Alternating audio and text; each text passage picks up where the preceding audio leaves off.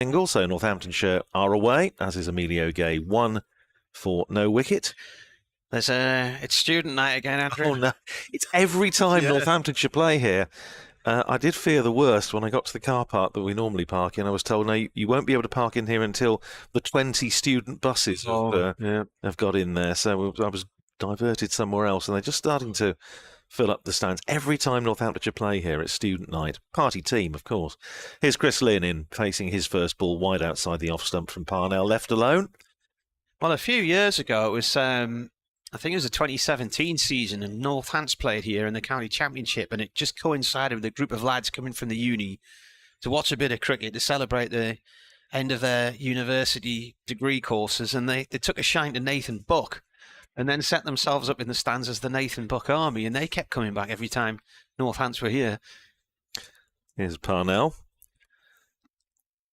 In again to bowl to Chris Lynn, down the leg side and wide called by the umpire, and it's gone for 4, so 5 onto the total. Handy start for Northamptonshire, and Parnell's going to have to bowl that one again. Bit wayward, 6 for no wicket. Yes, well, was it 2 years ago? I think we were just coming out of lockdown. It was Freddie Heldrick's senior debut here, and we had all sorts going on in the stand next to us. They've moved them into a bit further round the ground, a bit further away from us, but we had a streaker at the end, which was quite fun. Which I never saw. No, didn't miss much. Here's Parnell in, bowls wide outside the off stump, carved away down to third man by Chris Lynn off a thick edge. Liam Travaskis fielding down in front of us, and they go through for a single, 7 for no wicket in the first over. Yeah, the funny thing about that was I'd gone round to the ground at the front of the main pavilion to do the post-match interviews, and while I was just about to start with Josh Cobb, who's captaining Northamptonshire, they brought the streaker in past us, and the gateman at the bottom of the steps was saying, "Don't bring him in here, take him somewhere else." Was he from Cornwall? How wise not to attempt the accent, I know.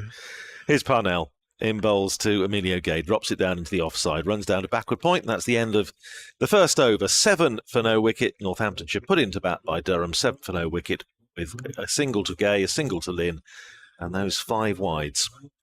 Been a little bit of sloppiness in Durham's recent performances. Wides in the first over in T20 games. Pastelader's done it 2 or 3 times. I think Liam Travaskis didn't bowl with much control the other day, and there's been 2 there. One was a wide. The first one could have been signalled as a wide. Yeah, I can only assume with that one that it must just have flicked something on the way through, because it was very wide down the leg side. It was short as well, but the wide not given. Pastelader then got Chris Lynn for a 3rd ball duck in the opening game, and then got David Willey for 1. Right arm over from the Finkel end, running away from us. That's cut by Lynn across towards the point boundary for 4. Yeah, again, it doesn't look to be a huge amount of pace, judging by the pitch, judging by the early exchanges. That one just sat up nicely for Lynn, who cut it away down towards we were discussing earlier off air, the Jeff Cook Lounge, named after a great figure in Durham cricket, but also a great figure in Northamptonshire cricket, longest serving Northamptonshire captain of recent times. Pastelader again, Lynn on 5. He comes in and bowls, and that's gone down the leg side. In fact, it fires off towards backward square leg via the pad, and will be signalled as a leg by. Match referees James Whittaker, the former England selector, who just lives down the road in Harrogate, actually, so as close as any ground to him, I suppose, this one. Other than, of course, Headingley. But yeah, former Leicestershire captain, wasn't he? Remember him well. The colours are starting to brighten up in the student stand. There's sort of all sorts of fluorescent oranges and greens coming in now. Oh, yes. I think they all fail the scales. Way in. 12 for none. As Gay is on strike on 1. The later bowls, and it's played to slip via the ground. I did notice some of the earlier arrivals. I don't know if you can pick them out of the naked eye, but towards the back of that stand, there's some jockeys walking past. There's a bright red and yellow top and a pink and black one. And just in front of them, there are some pink Stetsons. And the pink Stetson is from the Beyonce concert at the Stadium Light a few weeks ago. This is in the air and played away off through past mid-wicket for 1 by Gay. And I came to drop my daughters off at school at 8 o'clock in the morning, and there was already a lady on the Weir Bridge with a stall on, one of these mobile barrels at 8 o'clock in the morning. And when I came back, I think there'd been a T20 match that night. When I got back, the concert was on. She was still sitting there, something like 10 o'clock at night. I take it Beyonce is a popular beat combo. It's one of these newfangled modern ones where you can't quite hear the words. This one's gone out through mid-wicket for 1 run. Second time she's played the stadium all night. And Pink is there. Did she win? In the next few days. She had a good game down the right wing, but then faded in the second half and got substituted. So, no Petula Clark. No. Good at set pieces, apparently, and good in the air. Last ball of the second over, 14 without loss here on the BBC. Durham put Northants in, delayed a balls, and that's whipped away down towards fine leg to the Durham mascot, who steps aside and watches it fly past the rope and into the hoardings at the front of the Northwest Terrace. Yes, I saw that yellow shirt down there, and I thought, they've got a man back. That's just a single. So and it was actually the Durham mascot. So 11 off, 18 for no wicket off. 2. Yeah, it's sort of battleship grey sky here. It's been a cloudy, overcast day. As our esteemed colleague from BBC Hereford and Worcester, Dave Bradley, would say, it's as grey as a welder's flannel. Somebody then asked me what a welder's flannel was. Never come across that one before. No. Here's Parnell, the bowl over number 3, and it's back of a length and chopped down to backward point by Chris Lynn.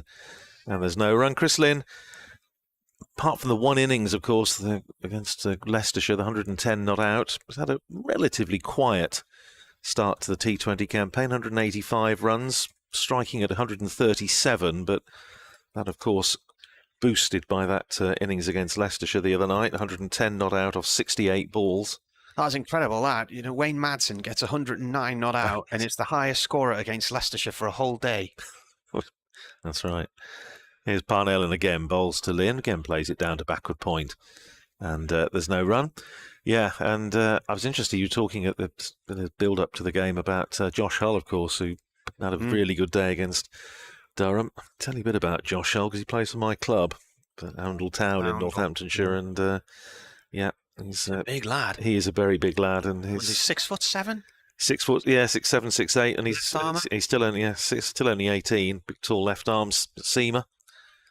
Big prospect. Here's Parnell in, bowls to Lynn, turns it away through mid-wicket, runs for him here, goes out towards the main scoreboard. They're going to jog back for a couple. Takes the total up to 20 for no wicket in the third over. Clark sweeping on that leg side boundary in front of the pavilion with Souter just on the discs. Souter took 5 for 15 against Northants the other day.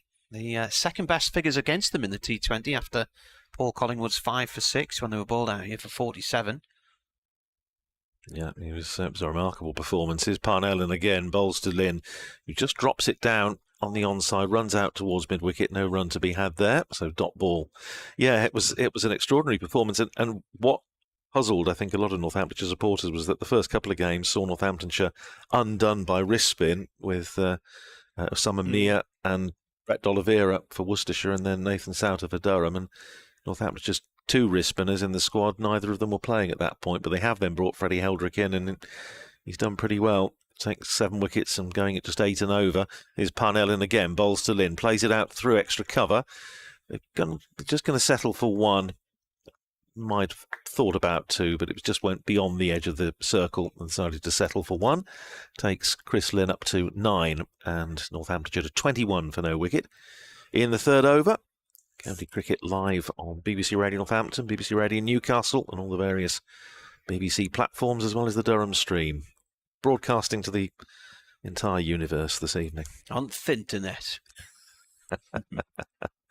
Here's Parnell running in towards us. Bowls to Emilio Gay. Plays it down just behind square on the leg side. Just a single.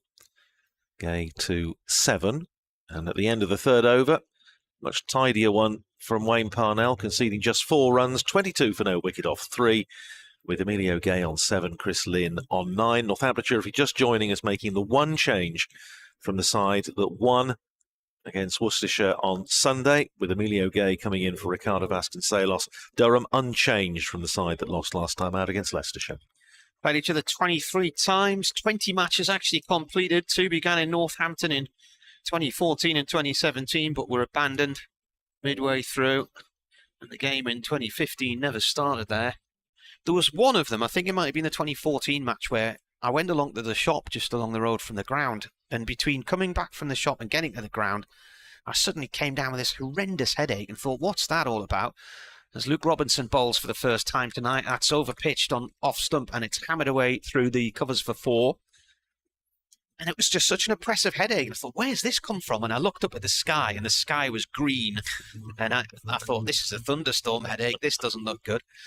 That might have been the night David Sales damaged his knee ligaments. Yes. Didn't play again. Didn't play again, no. It was one of those 2 matches where they did get on and then they abandoned it and he fell on the edge of the square.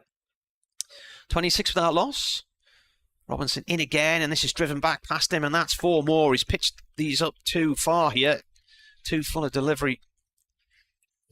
8 runs and 2 balls from Emilio Gay. Yeah, it's an important innings this for Emilio Gay because, you know, he's keen to, obviously best known so far in his career for his performances in Red Bull, but he wants to be the complete package. He wants to show what he can do in all formats, and he's got an opportunity here. He started brightly against Leicestershire, didn't go on, but he's got another opportunity here.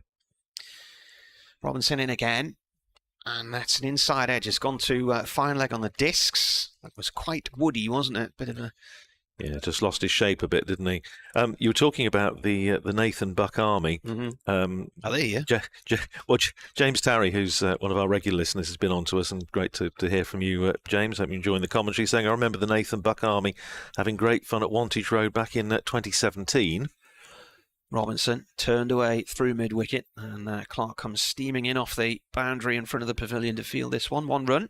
And he's even sent a photograph through, and he's saying he really enjoyed them enlivening the proceedings at Wantage Road. I do remember them. He was certainly one of the cricketers who had the loudest fan club around the county circuit, and the most vocal on, well, both in the ground and on social media. Luke Robinson, right arm over Finkel end, and that's a good length ball, played away safely by Lynn, up to Lees at mid-on. Emilio Gay's highest scores only 30 against Lancashire last year. Yeah, he's played very little. Oh, he's only played 5 matches. Played very little T20 cricket. As I say, there's always a danger players can get a little bit pigeonholed, and I say he's very, very keen to avoid that. Hence the fact that I say I think this is important innings. Robinson in. That's cut down into the ground and bounces out into the covers to Ashton Turner. So a good recovery there from those 2 earlier deliveries, which were 2 full. Both went for 4, but then he got control of the ball after that. 4 overs gone, 31 without loss here on the BBC. Emilio Gay, I notice, has played his club cricket with Northampton Saints in the Northants Premier League and Rushden and Higham Town. So are they Oundle's arch nemesis? Are they just down the road or not? No, not really. Rushden, actually not in the Prem now. They've dropped down into Division 1, but they're doing very well. I wouldn't be at all surprised if they don't come straight back. But yeah, he's played for both. What happened to the football ground there? Is it now a housing estate or something? What, the Rushden and Diamonds? Yeah, well, that's in Earthlingborough.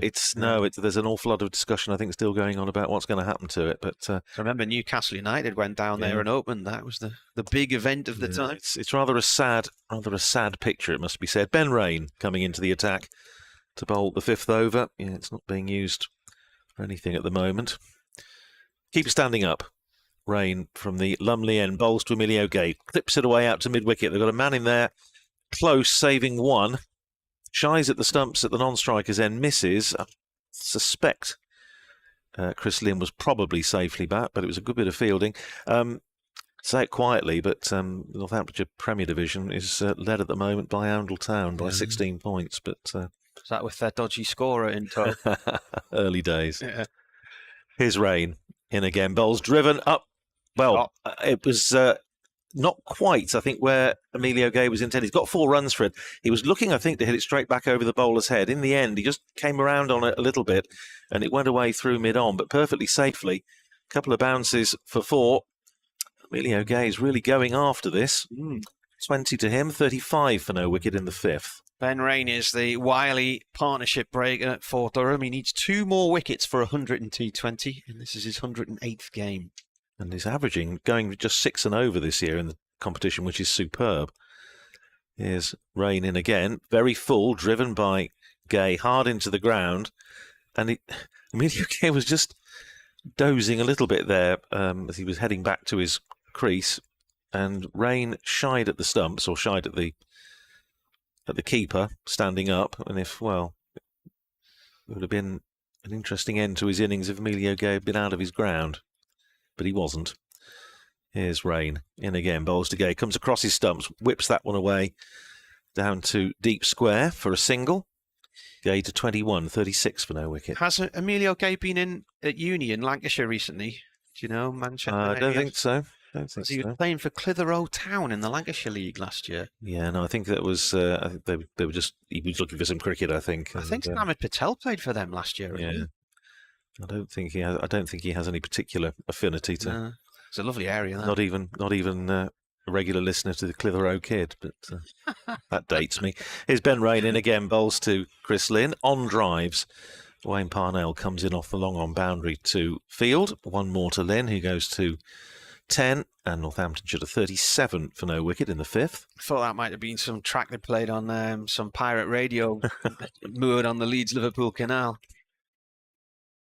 Jimmy Clitheroe. Sunday lunchtimes. Just after worldwide family favourites. I'm sounding very old now. Here's Ben Rain. Conceded 6 runs off the over so far. 1 ball of it remaining. From the Lumley end. Bowling to Emilio Gay, who whips that away through mid-wicket. More runs for him here. It's smartly fielded out there. They're going to come back for 2. And they could make it in the end fairly comfortably. It's a big boundary out that side of the ground, out towards the great phalanx of students who are making their way in on about 20 buses. And it's a good job we won't be in a rush to get out at the end of the game, because I think it's going to take a while to clear them away. End of the over. 5 gone, so 1 to go in the power play. 38 for no wicket, 39 for no wicket, beg your pardon, with Lynn on 10 and Gay on 23. Quite a few of them in bright purple blazers. Are they from Heidi Hyde, you reckon? Well, no, they were yellow. That's Weren't they? Durham colours, aren't they? I think that's that is Durham University's cricketing colours. I believe that sort of rather attractive purple. I think I'm right in saying. Could be. So, well, they're obviously dressed appropriately. Yeah. While with their back to the mat. Would that I could say the same for some of the others. Yeah. Luke Robinson to continue here. This is over number 6. So a decent-ish start from Northants. It's not been a run fest. As Robinson comes in and the ball thuds into the batsman Lynn's thigh pad, I think. Let's see what's signalled here. It must have come off the bat. It's gone off towards square leg. He's got to run. What is the mascot down there, Martin? Chester the Lion and Rivers the other one. So Okay. is that a bloke or a woman? I cannot tell. No, not immediately obvious.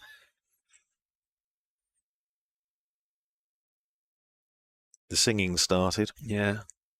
Let's hope it finishes. Robinson's going to come round the wicket to Gay. Bowls, and it's guided nicely past the keeper down to third man for 4. He's got third man up on the discs in Wayne Parnell. Clever bit of batting from Emilio Gay. Spotted that, as you say, third man up. The slips that we had early on have disappeared. He just opened the face and ran it down to third man. Nicely played by Emilio Gay. He's on for his highest score here. He just needs another boundary and he'll be under 31 past his previous best against Lancashire last year. Robinson starts his run about 5 yards inside the discs, comes in and bowls, and that's looked like it was going down the leg side, and now Gay almost gets in a tangle with Robinson as he's called through for a single by Lynn. He didn't really know where the ball had gone, and Travaskis came racing in from sort of backward point area, had a go at the stumps at the non-striker's end. Had he hit? Well, I may have been asking questions. Yeah, it might have been tight, because I say he did have to run a little bit wide. Lynn on strike now on 11 from 14 balls. Luke Robinson bowls. Lynn plays this up to mid-wicket. It's collected by Ben Rain. He gets a single. Got a few against Durham last year, didn't he, Lynn? He did, yes. He got 83 at home against Durham and 61 here.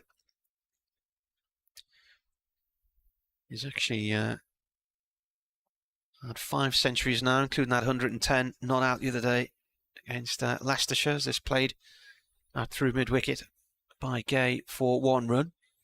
His highest score was 113 not out. That was for Lahore Qalandars against Multan Sultans.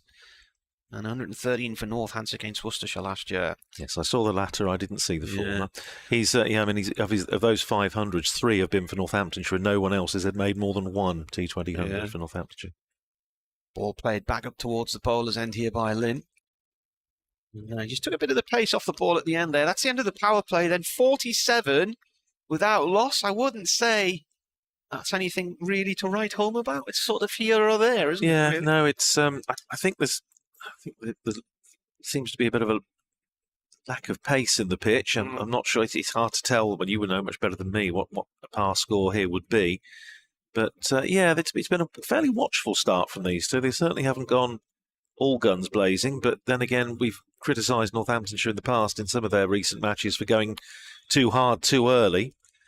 So I could turn around with some justification and say, what do you want? But it's a reasonable start. Wickets in hand. Plenty of batting to come. And we're going to see Liam Travaskis into the attack from the lovely end, far end, left arm spin. Over the wicket and dabbed out towards deep mid-wicket by Emilio Gay for a single. Fielding restrictions now, of course, eased. Gay to 30, equalling his T20 best. His relatively fledgling T20 career. 48 for no wicket. Start of the 7th over. Some other games on this evening, which of course we'll keep you up to date with. Travaskis round the wicket then to Chris Lynn. Plays it back down the pitch very quietly. Travaskis fields off his own bowling. Liam Travaskis, 3 wickets. Competition this year has been going at just over 10 and over. Very full, turned away into the onside. And in there, saving 1, quite close in on in the mid-wicket region. So Chris Lynn, very watchful by his standards. 12 of 18 balls. Travaskis in again, bowls, and Lynn cuts, and he's going to get a boundary here, I think. Heading out towards the deep backward point boundary.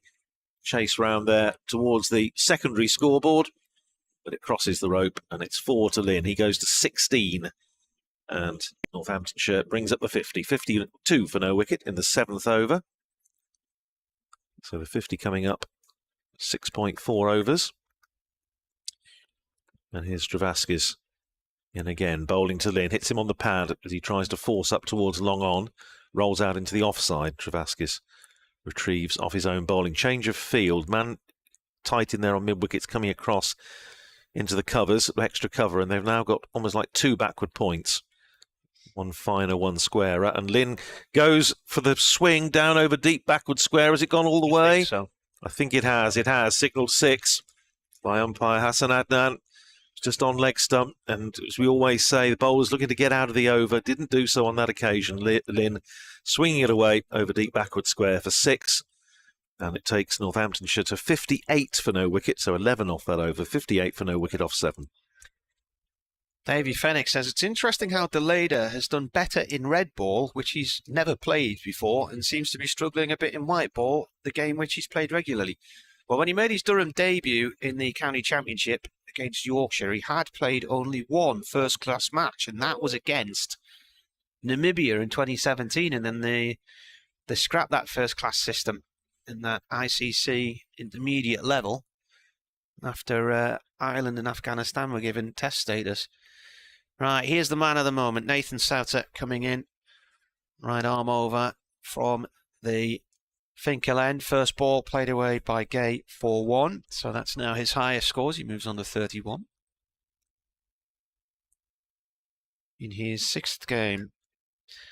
So there's a leggy who was born in Penrith in New South Wales and played for Middlesex for a few seasons from 2015. Came here on loan last year for the T20s and is back for the tournament this year.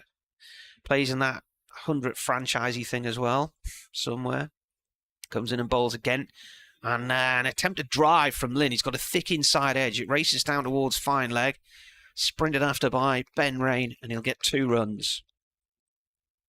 It's an astonishing performance that Nathan Souter pulled out at Wantage Road. Well, if he nearly got 6, didn't he? Yeah. He nearly had 6 for 11 instead of 5 for 15, but there was a shot at the end, and Basteleda, right on the ropes, had to let it go, otherwise he would have dragged it over for a 6.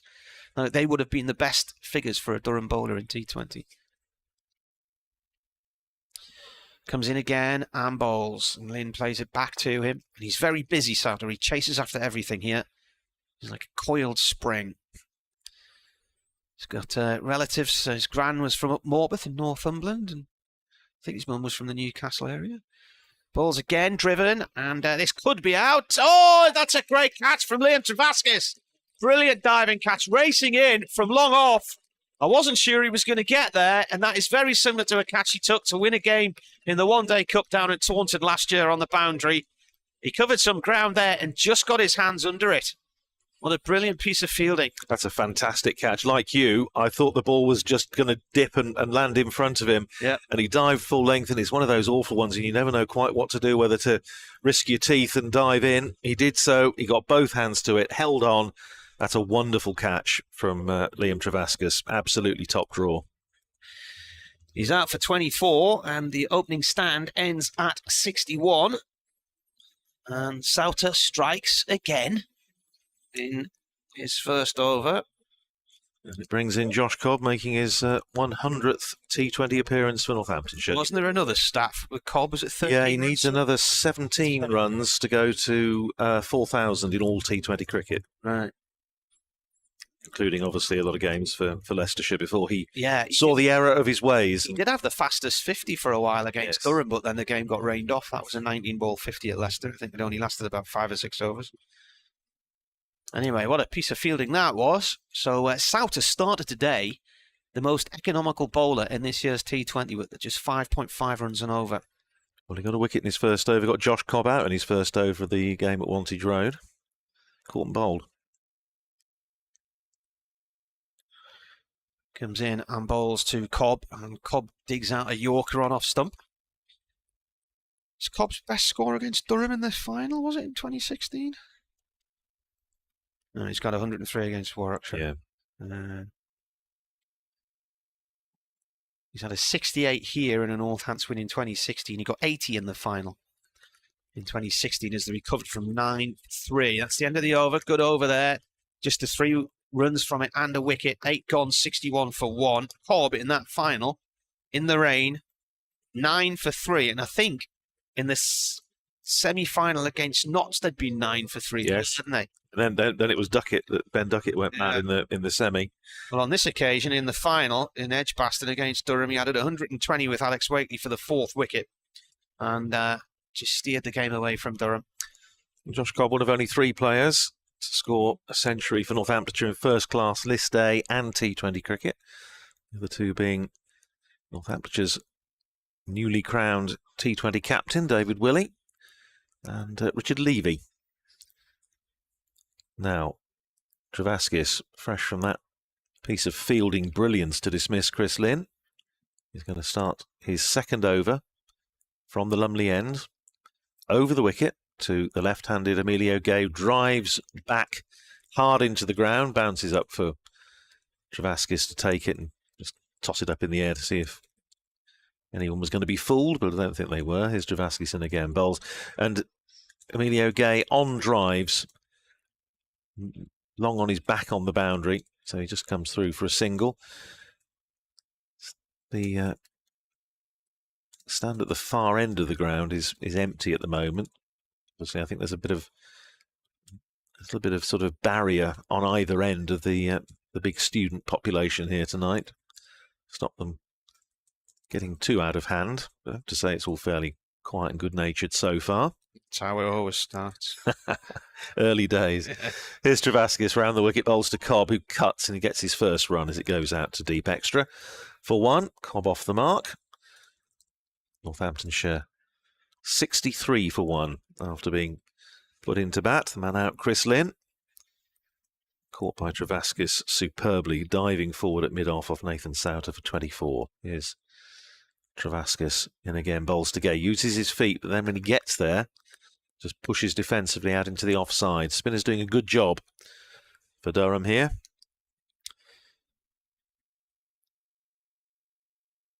Travaskis already back at the end of his mark. Bowls to Emilio Gay, who sweeps. It just beats the man on the 45. It's running down towards the boundary. Terrific bit of fielding down there in front of us by Basdelida. They still come back for a couple, but he certainly saved a couple of runs. It looked probably odds on a boundary. Gay goes to 34 and Northamptonshire to 64 for 1. Just bring in another man. Park's busy, isn't it? Look at that. It's pretty much non-stop. It's like the old Derngate bus station of yesteryear in Northampton, which older listeners will remember. So many family holidays remember there when I started there when I was a boy. Here's Travaskis in again, bowls to Gay, clips that up to long on for another single. 35 to Gay, 66 for 1. So another tidy over from Durham's point of view, 66 for 1 off 9. So one more to go and we'll be in the halfway stage of the innings. 35 to Emilio Gay, single to Josh Cobb, 66 for 1. The difference being that Derngate bus station with all the different coloured buses and coaches heading off all over the place was undercover, and the smell of diesel I don't think would be allowed now under health and safety regulations. It was fairly ghastly, but you just sort of seemed to get used to it. Such was the excitement of boarding your royal blue coach to Bournemouth. If you remember, Durham started the 2014 season as the reigning champions at Northants, who had just been promoted. I do. As Souter comes in here to bowl to Gay. Gay thumps a full toss down the ground to Travaskis, 1 run at long on. And the days before that, I'd been in the United Arab Emirates because I had covered Durham's second MCC pink ball game in Abu Dhabi. And covered the match, stayed in Yas Island near where the ground was up in Abu Dhabi. And then my wife flew over with the kids and we had a holiday on Dubai Marina, looking out at millionaire yachts as this is driven by Cobb up to long off for 1 to Travaskis and crystal blue sea. And you know when you've been on holiday and you wake up and you can't remember if you're still on holiday or not. And I got up and I couldn't work out where I was. The room was dark and I opened the curtains and there was Northampton bus station roof. That stopped me in my tracks. You decided to go up market then. Yeah. Gay's on 36. He drives. This has gone out through the covers. And he should get 2 here. As the leader comes round in field just in front of the castle stand, which is now, I would say, about half full. Yeah, just about, I would think. Maybe a little bit more. Yes, the thing I remember about that match was Rob Newton with a broken thumb blocking it out at the end. It was about 11 overs at the to end. Save the match. Last pair at the crease. Yeah. I've got an update to do for Radio Newcastle in a sec. So I'm wearing 2 pairs of headphones at the moment. So when the update comes, then Andrew can jump in and finish off this over if needs be. That's a single from Gay up to Michael Jones down at long off, just down below our commentary position. Floodlights blazing away here. It's been a dull day today. We haven't seen the sunshine at all on the Roca Riviera. Fairly coolish day as well. Supposedly going to be warm by the weekend. So they say, yeah. And humid. 2 balls left of this over. And that's worth a shout. He's gone back into his crease. And now he could be run out. He is run out. That is the end of Cobb for 2. He set off for a single, which wasn't on. He's sent back to the crease, but he was in no man's land. So he's been run out. Yeah, not a great bit of cricket. It's obviously difficult, it's impossible from here to tell what the call was or whether there was a call. But Cobb, as you say, I don't think it was ever going to be given out because it looked a bit high and it was heading down the leg side. But he was, I don't know, he was a couple of steps, 2 or 3 steps down the pitch as they was coming through for a leg bye. Assuming it was sent back by Emilio Gay. But if the piece of fielding was half decent, he was always going to be struggling. It was, and he was run out, I would suspect, by a distance. So, disappointing end to Josh Cobb's batting at least in his 100th T20 appearance for Northamptonshire. Still needs.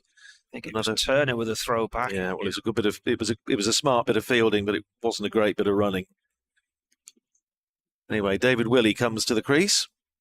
So Josh Cobb still shy of that batting landmark of his 4,000 runs. Turn this off for a sec. Okie doke. Martin goes, performs for another part of one of the various BBC platforms that we're working on this evening. Great to be with you live from Riverside in Chesterley Street, albeit a rather dull, murky and cool evening, but a good atmosphere here.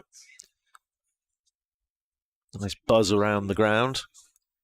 And it is going to be Souters. 1 ball to go in the over. David Willey hasn't really fired in the competition so far with the bat. 141 runs, strike rate of 122, which by David Willey's usual standards is just a tad almost pedestrian, but everybody knows what he's capable of.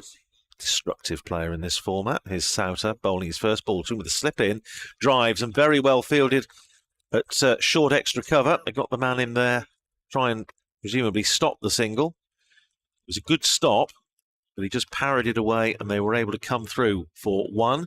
So Willey is off the mark, but a successful over from Durham's point of view. Saw the back of Josh Cobb to that run out. Halfway, 72 for 2, Northamptonshire. Emilio Gay is 39. David Willey is 1. The batter's out. Chris Lynn caught Travaskis bowled Souter for 24, and Josh Cobb run out just a few moments ago for 2. And the spinners, Travaskis and Souter, doing a really good job for the side so far. Now I'm going to see a bit of Turner.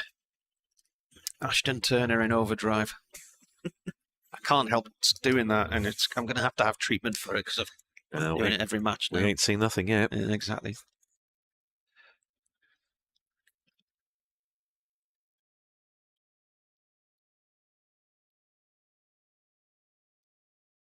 And here is Ashton Turner bowling to David Willey, who drives up to Parnell with the unmistakable orange boots up at long off, and they're through for a single. Willey to 2. 73 for 2. Northamptonshire, of course, will be back here in the One Day Cup, which I'm very pleased about. Looking forward to that. When's that? Sometime in August. Round the wicket comes Turner, short down the leg side. He's going to have to bowl that one again. That is a wide, called by umpire Hassan Adnan. Where are you staying tonight? Just up the road, right? Out towards the big roundabout as you go down towards Durham. Driven by Emilio Gay once again up to Parnell at long off for a single. Gay to 40, 75 for 2. Waldridge, is it? I think. Yeah, Waldridge fell. Yeah, just up the road. Regular haunt here. Here's Turner in again, and it's just gripping a little bit, isn't it, in this surface? And Turner. Dull day, a little bit of moisture. Yeah, it looked short, and in the end it just gripped in the pitch, and Willey wasn't able to do anything with it apart from just play it defensively. He's driven that over extra cover, going out towards the boundary, and a wonderful piece of fielding by Wayne Parnell, and as a result of that, Emilio Gay had to get the hammer down. He was ambling back for the second, and it was a terrific diving stop on the boundary, and he came up with the ball, threw in, and Gay just had to get the hammer down to make sure he got home, which he did. In one motion, wasn't it? Fantastic fielding. Willey to 4, 77 for 2. Again, that ball just short of a length, gripping in the pitch, and David Willey looks frustrated. And he's just giving that gesture that's suggesting that it's sticking in the pitch. Well, he would have made a mental note when it's Northampton's turn to bowl. He's got some batting to do yet. Short, cut away by Willey out towards extra cover. I think that's going to beat the fielder. It does. It splits the two of them. Nice shot. And it runs away to the Health Club for 4 to finish the over. Strong finish to the over for Northamptonshire and for David Willey, who goes to 7. And at the end of the over, 8 off that one. 80 for 2 off 11. Willey is 7. Emilio Gay is 40. Yeah, I'm hoping when we come up to get perhaps a couple of days up here, I'll be able to go back to my father's birthplace in Ryep, just up the road. Land of my fathers, you see, up here. Yeah. You went to have a look, didn't you? I did. Yeah, it was very nice to see. In the house is, I think it's by the look of it, it's been rebuilt, but I was able to see the corresponding numbered house in the road where he was born. So yeah, very, very nice little sentimental journey. In comes Ben Rain. back into the attack from the Finkel end. Slowish ball to start with, driven by Gay out through the covers for one, picked up by Deleda. Lydia Jane, who is a Durham fan, she's been writing books about the Second World War, and one of them that I've been reading recently was about her great uncle who was in a bomber command crew based out of Yorkshire, and they lived around the Seaham area, and there was quite a lot of houses missing on varying streets there where the bombs had come down. Rain in. Oh, good ball. He angles that in very quick. A Yorker just beyond off stump. Keeper has the bails off in seconds.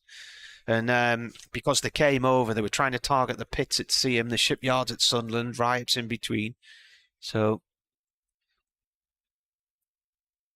I think it's 78 years, isn't it, since D-Day? Was that today? Or yesterday? 79 years, 79. yeah. Rain bowls, pulled high in the sky, and that is right on the boundary, and it's, in fact, it's gone for 6. It's gone about 3 rows back in the pavilion.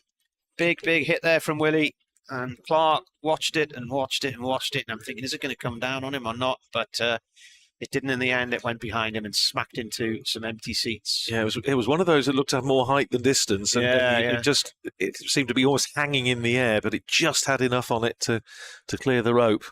David Willie's heart might have been in his mouth for a split second. Ben Rain comes in again and bowls, and Willie forward to this one, pushes it out towards mid-wicket, and there's nobody there, so he's only going to get the one. Throw comes back in from Clark. Willie has had a 75 against Durham at Headingley last season, plus a 46 and a 43 for Northants in 2013 and 2014.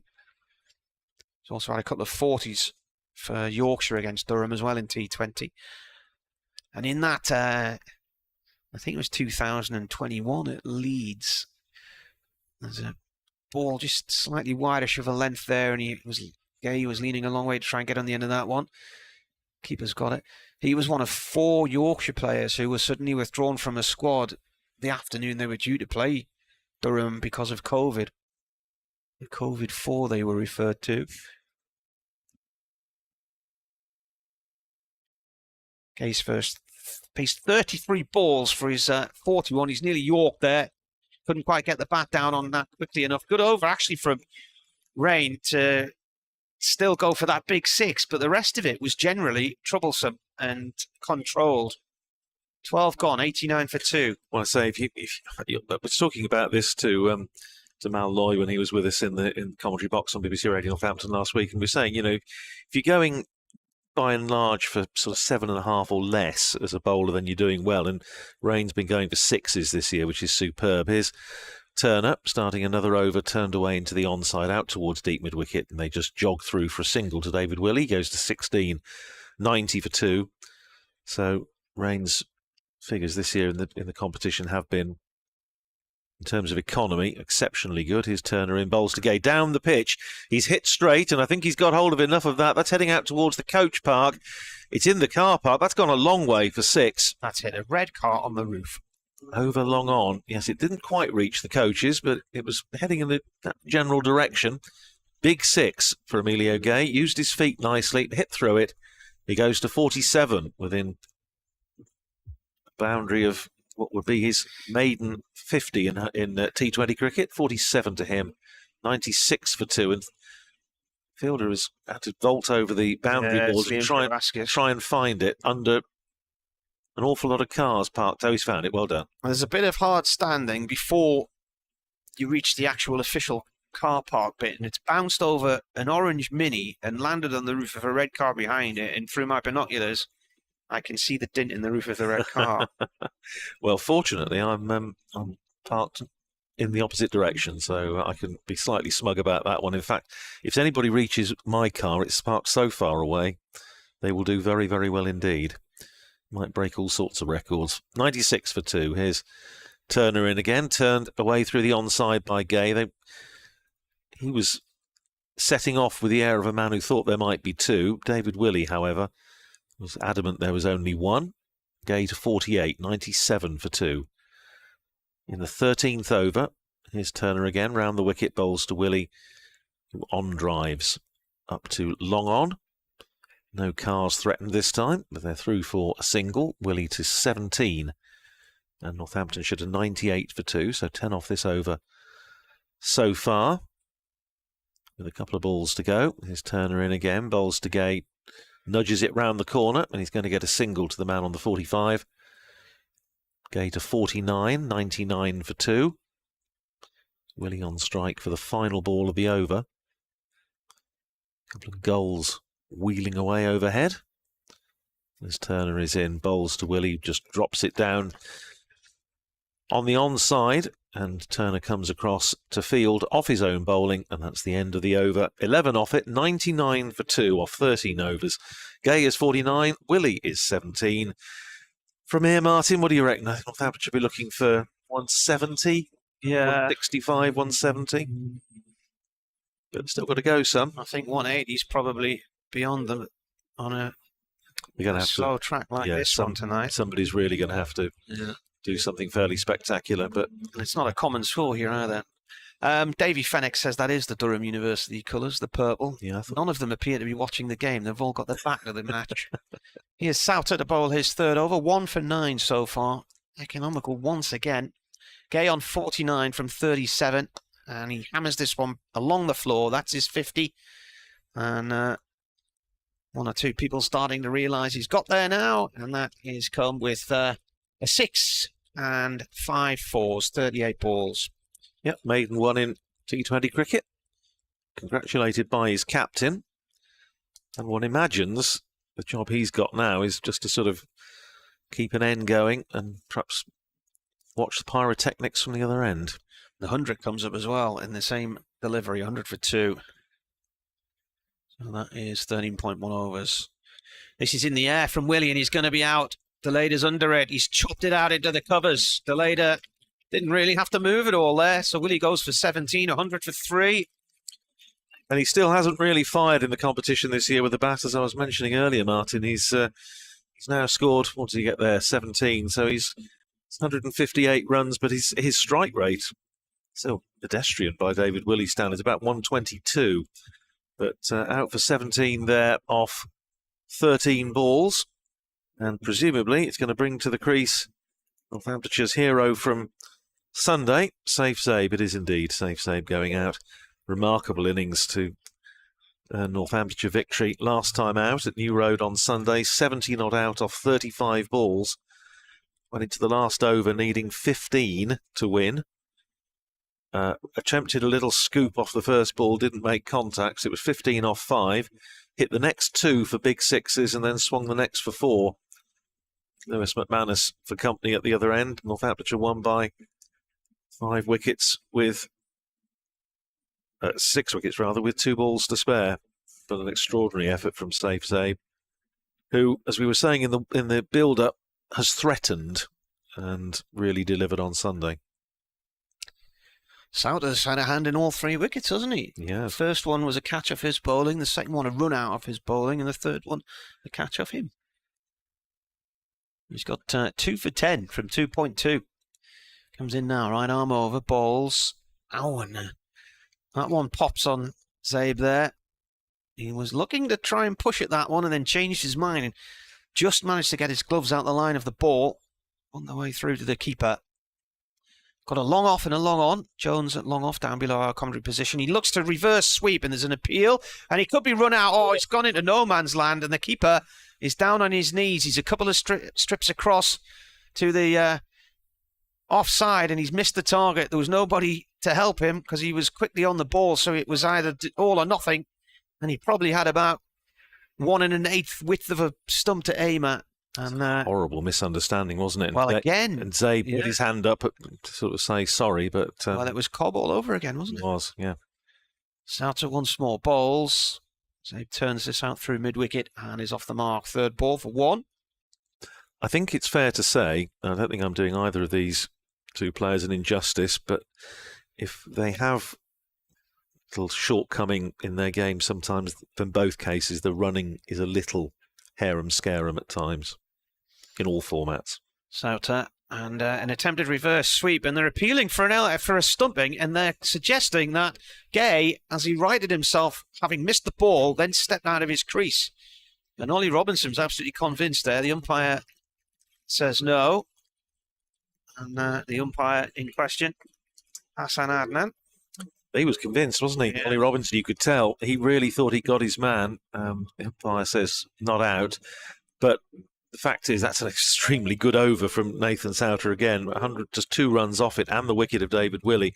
And Souter, well, he was saying about him being the most economical bowler in the competition so far. His figures now, 3 overs, 2 for 11, which is absolutely top-notch stuff from the leggy. Again, Northamptonshire must be absolutely sick to death at the sight of him by now. But he's still got another over to bowl. 101 for 3.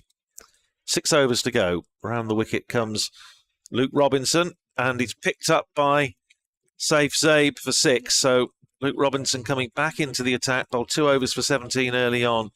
And the first ball is just helped on its way, really, by Saif Zaib. Over long leg. Fielder is down in front of us. Michael Jones, and all he could do was wave it bye-bye as it went into the crowd. 107 for 3. Robinson round the wicket, bowls to Zaib, again short, pulled down to long leg. Good sliding stop by Michael Jones, and this time he keeps it to a single. 108 for 3, the Steelbacks. Zaib on to 8 off 5 balls. Ollie Robinson just having a little chat there with Ben Rain about something or other. Making a suggestion of some sort. They've got 2 men back on the boundary. That long leg and deep backward square. So maybe they're looking at the short ball. And now another fielding change with long on coming into the circle at mid-on and third man dropping back onto the fence down to our left. Here's Robinson, and again bowls short once again. Gay goes for the pull, and well, they were looking to the square leg umpire maybe to call it a no ball. He declined to do so. The signal is 1 for the over, but that seems to be the ploy from Luke Robinson. Bowl it short, get them to hit over the bigger boundary, which is the leg side boundary with the 2 left-handers in. They've got a deep mid-wicket on the boundary, long on the boundary, deep backward square on the boundary, long leg on the boundary, down the leg side. And that's going to, well, I thought it was going to be called a wide. In fact, it must just have flicked something on the way through because it wasn't signalled as such. That's a very tight stumping there, look, because he's falling backwards. Oh, yes, you've got the freeze one foot's way outside the crease. The other foot is... It's difficult to tell if it's even in touching distance with the line there. That's a freeze frame from Andrew Purcell, by the way. Thank you very much, Andrew. Good work. Short again, pulled out into the leg side. Just managed to land in front of the 2 fielders back there. Good throw from the boundary, but, well, Emilio Gay and Saif Zaib both very quick between the wickets. Gay's recent knee operation notwithstanding, so they threw for a couple. Gay to 52, 110 for 3. Yeah, you could. I mean, you just get a sense, don't you, when you can see when it's a bit of a try-on, a bit of a speculative appeal. But Ollie Robinson was convinced, wasn't he? You could tell he really thought he got him.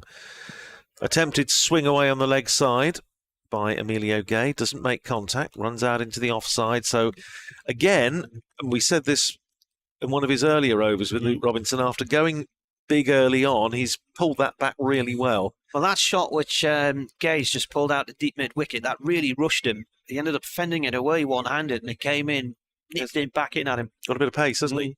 End of the over, 5 to go, 110 for 3. Gay is 52, Saif Zaib is 8. He's a student of this Parkview Academy who train here, and he's one of Ash Thorpe's students. But he was released by Durham's Academy when he was about 13 or something, because he was quite small, and they didn't think he was going to develop enough. But he's now back and proving his point. Souter proving his point. 2 for 11 from 3 overs. He's going to bowl through now from the Finkel end. Saib's on 8. He looks to sweep, and he's bowled him round the legs, and the stumps are all over the place. And it's 110 for 4. And he's having a cracking season in the T20. Isn't he just? Well, especially it must be said against Northamptonshire. Yeah. He's now taken, where are we? Nathan Souter. He's now taken 12 wickets in the tournament, 8 of them against Northamptonshire, and he's still got the rest of this over to go. So Zaib, the batting hero from Sunday, is not going to repeat his heroics this time. Bowled by Souter for 8 off 6 balls. As you say, he favours the sweep, both orthodox and reverse. On this occasion, cost him his wicket. Brings Lewis McManus to the crease. But Northamptonshire, well, Emilio Gay is doing the job I think they'd sort of slated him to do, which was really to bat deep into the innings with the likes of Lynn, Cobb, Willie and Zabe at the other end. But now you suspect he's just going to have to try and step on the gas a little bit. Northamptonshire in danger. They've got to sort of think at 150 to give themselves a chance. Although I suspect this is not the easiest pitch to score quickly on, as we've been seeing. The odd one just gripping. But the Durham spinners have been outstanding. Really have done a good job. What over was this? The 16th? 16th. You think 145, 150 is minimum. Yeah, well, this is pushed away by McManus out through the covers. This is one, it could be a real sticky wicket night, this one, where you're looking at a sort of 147 plays, a 145, 150, something like that. Great effort from Sauter, though. 3 for 11 from 3.2. That's pulled away, though, and doesn't quite carry to Deleder. I thought for a second it might. And he's out at cow corner. McManus off the mark with one. It sounded a bit tinny on his bat. It did, didn't it? Yeah. Wasn't quite there.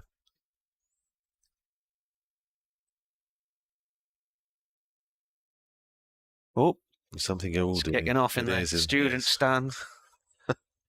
They've been here nearly an hour. There's a few cups being thrown by the look of it.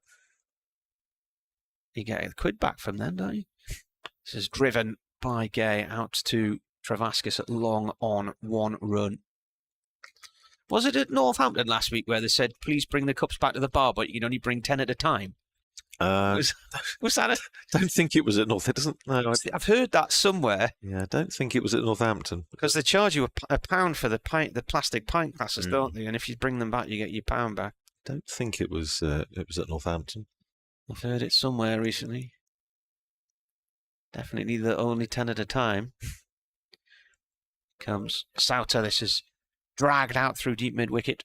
4-1 by McManus. McManus fielded by Sauter. They did have a guy, fielded by the leader. They did have a guy here the other day going around the stands who looked like a milkman. You know, a milkman spray. Yeah. And it was it had something like Pot Boy on his t-shirt on his back or something like that. And he was going and collecting all of the glasses in the stand. And I said, "You get £1 for each one of them?" He said, "I wished." He had a pile of them.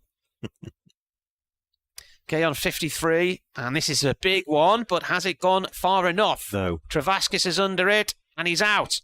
He hit it really high, but he didn't get the length. Travaskis stands his ground, takes the catch just inside the ropes at long on, and Gay is out for 53, 113 for 5.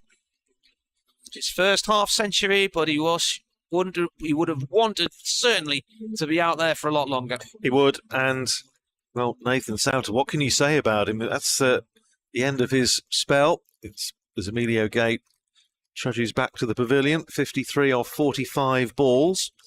Martin was saying his maiden T20 half century. Those runs, including a big six into the car park, and 5 fours. But Northamptonshire here, with Tom Taylor coming to the crease, have really lost their way from 100 for 2. With Gay and Willie in. And again, the architect of their demise has been Nathan Sauter, whose final figures, 4 overs, 4 for 14. So, given his performance against Northamptonshire when the two sides met at Wantage Road, 10 days ago or thereabouts, 5 for 15 on that occasion. So he's bowled 8 overs, 9 for 29. Taken 2 in that last over as well. Yeah, against Northamptonshire, which is just astonishing. And just 3 off that over. 113 for 5, 4 to go. 2 relatively new batters in, and Durham, I'm sure, will be highly delighted with the way things have gone in the last 5 overs or so. And, well, applause for Nathan Sauter down below us from the spectators, and can't blame them. Fantastic performance. Here's Wayne Parnell back into the attack, round the wicket, bowls short again. This is the tactic, just dig it into the pitch. And McManus looking to try and paddle it round the corner. There's a man down at long leg on the boundary and a deep backward square on the boundary. Third man on the fence. Deep mid-wicket out as well. But mid-on and mid-off, both in the circle. So it would suggest that he's not going to be pitching too many up. That fielding position would suggest. Short, pulled away by McManus. Is he going to find the gap at mid-wicket? It is. And it runs all the way for 4. Much needed boundary for Northamptonshire and for Lewis McManus. He goes to 6. And Northamptonshire to 117 for 5 in the 17th over. Mentioned other games being played tonight in the Blast. Grace Road, Yorkshire, 84 for 7 against Leicestershire in the 15th over. Here's Parnell in again. Short, helped on its way by McManus. Is it 4 or 6? All the way for 6 over deep backward square. Well, Northamptonshire needed a bit of acceleration, and the bowling short ploy not really working for Wayne Parnell here, because McManus has pulled one through mid-wicket for 4. He's picked that up over deep backward square for 6. 123 for 5. McManus to 12. McManus with the highest strike rate of any Northamptonshire batter in the competition this year. Here's Parnell, bowls again. He's bowled him. He's going to improve on that figure. Middle stump knocked flat. After 2 short balls, Parnell says, all right, I'll pitch it up. And when he does pitch it up, he knocks Lewis McManus's middle stump out. He goes. And Northamptonshire 123 for 6. A cunning plan. Yes. Pitch it up. Yes, it's the old double bluff ploy. Parnell getting his man. McManus out for 12 off 7. Yes, 84 for 7, Yorkshire against Leicestershire in this North group. Looking to see the bowling figures there. Josh Hull, Oundle's finest, 2 for 18 off 3. But Yorkshire in all sorts of strife there. And in the Southern group, at Chelmsford, Sussex 49 for 3 in the 8th over against Essex. And earlier on, Hampshire beat Middlesex by 5 runs in the Southern group. So that brings you up to date with what's happening elsewhere. Here, it's 123 for 6. New batter in is AJ Tye, who bowled well on Sunday at Worcester, having not had a great start in Northamptonshire colours in the competition. Risk of getting bowled out here, Northants. They are. Careful. Here's Parnell, bowls to AJ Tye, who drives. It goes off a thick inside edge, could have gone anywhere. And it goes down to deep backward square for a single. Tye is away. 1 to him, 124 for 6. Well, yes, and I mean, that would be the absolute cardinal sin, wouldn't it? You get bowled out in one of these games. Yorkshire, of course, in danger of doing that at Grace Road tonight. So, mixed feelings about the success of Josh Hull. Great for him. Means he probably won't be playing much for Oundle this year, which is a shame. Here's Parnell in again. Bowls driven by Taylor out through mid-wicket. They've come through for 1. They're going to come back for 2. AJ Tye's got to hurry. And if that had hit, might have been tight. It didn't. So they get the 2. And that's the end of the 17th over. At the end of it, Northamptonshire 126 for 6. So a bit more productive in terms of runs scored. 13 runs off it. But the wicket of Lewis McManus, you're now deep into the all-rounders with Taylor and Tye out there. 126 for 6, 4 to go. It's interesting to see the start Worcestershire have had this year. They were the only team not to beat Durham last year. They finished bottom, but they're better this year. And Durham have had a terrible time at Worcester over the years. They've only won the 1. It was the night that Raoul Moat was captured by the police, because I remember hearing that in my ears just as the final ball was being bowled. So, horror of horrors, Durham are there on my birthday this year in the T20. Here's Ben Rain. Slow, loopy ball up in the air, but it's going to land safe. Up and long off from Tye to Travaskis. Doesn't matter what Durham score at New Road, they just cannot defend the total there in the T20. No, well, Northamptonshire... That's their only win there. It's bizarre, isn't it? I mean, Northamptonshire last 2 times there, we haven't bowled a ball. It was actually nice to turn up to the ground and think we're actually going to see a game of cricket here. And it was a very good one in the end on Sunday. Rain in once again, and dropped short on the leg side here by Taylor, who moves on to 3. Quick single. Interesting the way they're playing this. That it suggests that they may think that, 140, 145 might be defendable. Don't know. We'll see. Well, if Graham Clark plays the way he did at Wantage Road... I think this is a different kettle of fish tonight. I think the surface is different. Yes. It's a cooler night. Bit of a sticky wicket. Slowly is the mantra this evening. This is played by Ty out through mid-wicket. They'll go for 2 as the ball is fired in and it hits the stumps. Nice side-on throw from the discs from past the Lader, and it never really got off the ground. He sort of daisy-cutted it right in onto the stumps. I'm sure that can't be right. Your cut-off time is 46, so they should be okay. Yeah, that's underneath. Yeah, I was just... it's in small print. Yes. That's confused a few this season. It confused me because I couldn't see it without the binoculars. But yeah, they'll be okay comfortably. With the amount of spin that's been bowled, you would think so. Yeah. 2.5 overs to go. Rain balls. Oh, and that's 4 wides down the leg side. Keeper couldn't get across to that one. Keeper standing up. He stands absolutely no prayer there, does he? No chance at all. I think Fine Leg might have struggled to get across to that one, to be honest with you. Well, that pushes the score on a 135. If they can get up to around 155, 160, I don't think they'll have done too badly here. 2.5 overs left to go. High on strike. Pulls that hard, and as the Lader can't get it, it's gone for 4, I think. He was diving way out at deep mid-wicket, and he couldn't get across to it at the time. It bounced just inside the rope for 4, and has come to rest against the white picket fence in front of the old scoreboard on our right. It's interesting again that James Sales has gone in, or will go in below AJ Ty. Northamptonshire don't really seem to me to have worked out what to do with James Sales in the T20 this year. And there was some talk that he might not have played tonight. Rain comes in, driven back to him. And he nearly deflected under the stumps at the bowler's end. It's ricocheted off his hand with some force. And I think, though, that Taylor was probably okay. I don't think he left his crease. Hit it hard. Yeah, 1 run. Rain will have 1 over left after this next ball. None for 30 so far. Still looking for the 2 to get him to 100 wickets in T20. Taylor is on 3, 140.46. Here on BBC Radio Newcastle, BBC Radio Northampton. Comes in and bowls. It's a full toss. It's played away by Taylor up to Souter. Long on 1 run.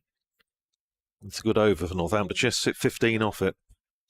141 for 6. Yeah, I'll just elaborate a little bit on what I was saying about James Sales. He's played in all the games so far.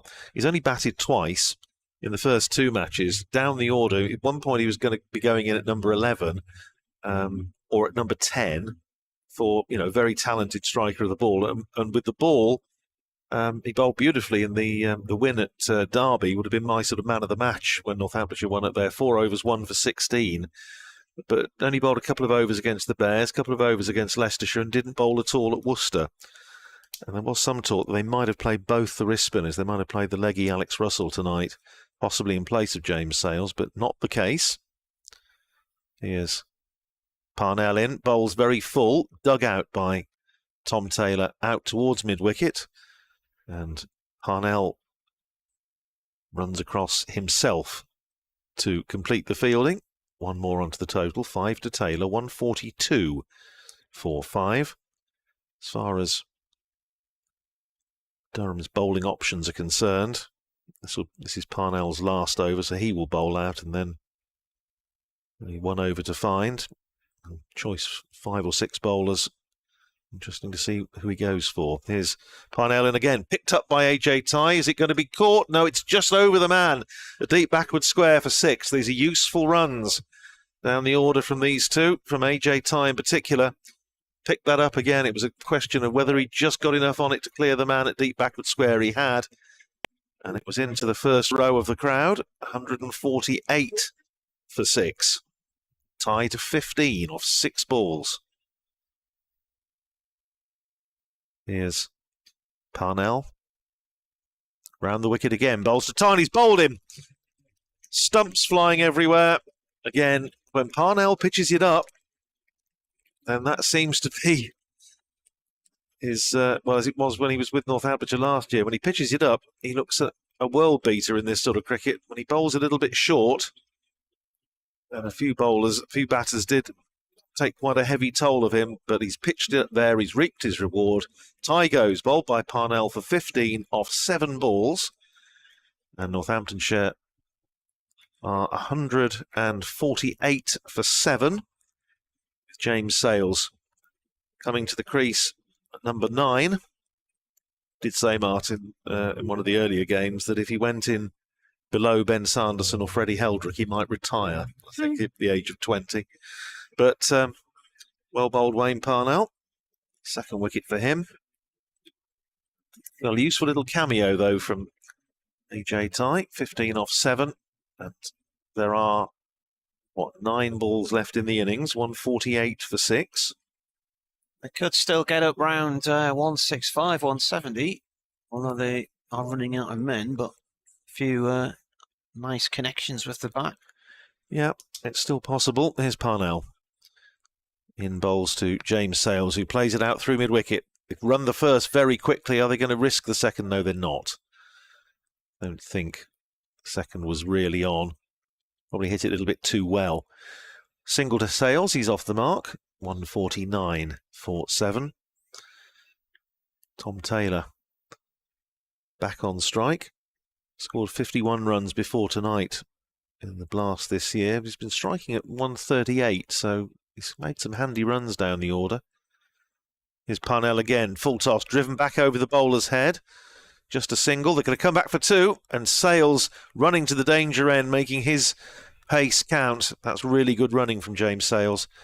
And it brings the 150 up for Northamptonshire with 7 balls to go. So, well, 160 might be an interesting game on this surface. But Northamptonshire will have to bowl well. They know in particular what Graham Clark can do, because they saw that at Montage Road. Here's Parnell in, bowls to Taylor. Flicks that away down towards backward square leg. There's a man down there on the boundary, and they're through for a single. Sharp fielding down there by the aforementioned Graham Clark, right on cue. End of the over. 11 off that one, off the penultimate over, plus the wicket. AJ Tye. Parnell finishes with 4 overs, 2 for 35. And Northamptonshire 152 for 7, with 1 over to go.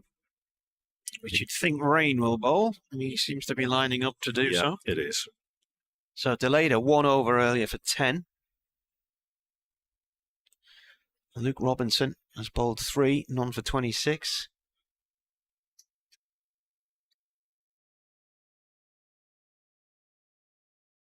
Ben Rain to bowl his 4th, none for 31 so far. Taylor on strike. Drives the ball up to Travaskis at long off for 1 run. Souter 4 for 14 from his 4 overs.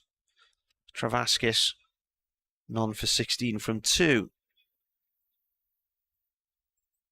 9 for 29 over the 2 games. That's just astonishing, isn't it?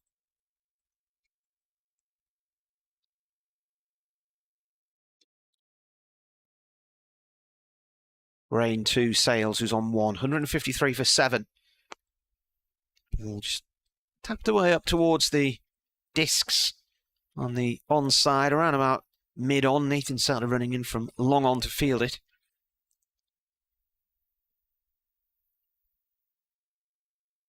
I still don't think a single one of those lads in a purple blazer has watched the game yet. No, I think you're right.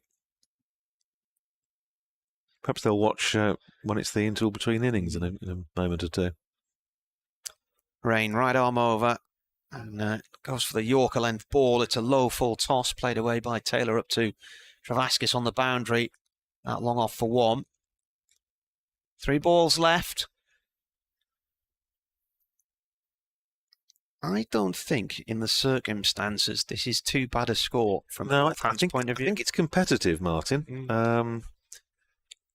But they're going to have to bowl well. Well, it goes without saying, Andrew. Yes. I mean, you know.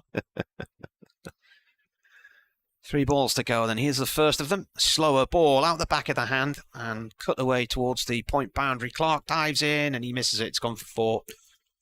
Yeah, I mean, by bowl well, I suppose I mean that they need to bowl smart, and they need to have taken in and absorbed the lessons of the first innings, because I suspect this may not be quite the surface that they were expecting. Run rate's 8.1. and they just need to see what's been successful. Just that bit of grip in the pitch. Rain bowls, and that's through to the keeper. It was a Yorker outside the line of off stump, pitched and went through low to the keeper. So 1 ball to go. Of course, the spinners have been very successful for Durham. Freddie Heldrick is the sort of the foremost spinner in the Northamptonshire side tonight, but they do have Josh Cobb, who hasn't bowled much in the competition this year, but we know, again, he's got a pretty good record, and also Saif Zabe might possibly come into the equation. Rain bowls driven, and it will be Travaskis called into action again. That long off throw down to the keeper's end. This could be tight. I think he's in. He's dived in. So Sales will finish on 8, 161 for 7. I don't think that's a bad score. No, and well, a couple of cracking bits of running towards the end there from James Sales. On each occasion, he was going for the second running to the danger end, and really his pace coming to the fore, and he managed to get in. And such fine margins very often in these T20 games. The odd run here and there can make a big difference come the final analysis. So Taylor finishes not out 10 off 8 balls. James Sales not out 8 off 5 balls. There were 12 extras, 11 wides, including 2 lots of 5 and 1 leg by. Total then 161 for 7 in 20 overs. I'll go through the full bowling figures in just a second. But obviously, Nathan Souter quite outstanding once again. Wayne Parnell, 4 overs, 2 for 35. Baz Dalida bowled just the 1 over for 10. Luke Robinson, 3 overs for 26. Ben Rain, 4 overs for 40. So a little more expensive than he has been across the whole of the tournament so far this season. Liam Travaskis, 2 overs for 16. Nathan Souter, 4 overs, 4 for 14. As we've been saying, 9 for 29 in 8 against Northamptonshire across the 2 games this year. And Ashton Turner bowled 2 overs for 19. So 161 for 7. The consensus up here is that that's competitive, I think is probably fair to say. Just bring you up to date with what's happening elsewhere. We mentioned in the South Group the match that started earlier on with the Hampshire Hawks beating Middlesex by just 5 runs. That was at Radlett Cricket Club. There's obviously Lords being used for other purposes. Presentation taking place down below us to some young cricketers by the look of it.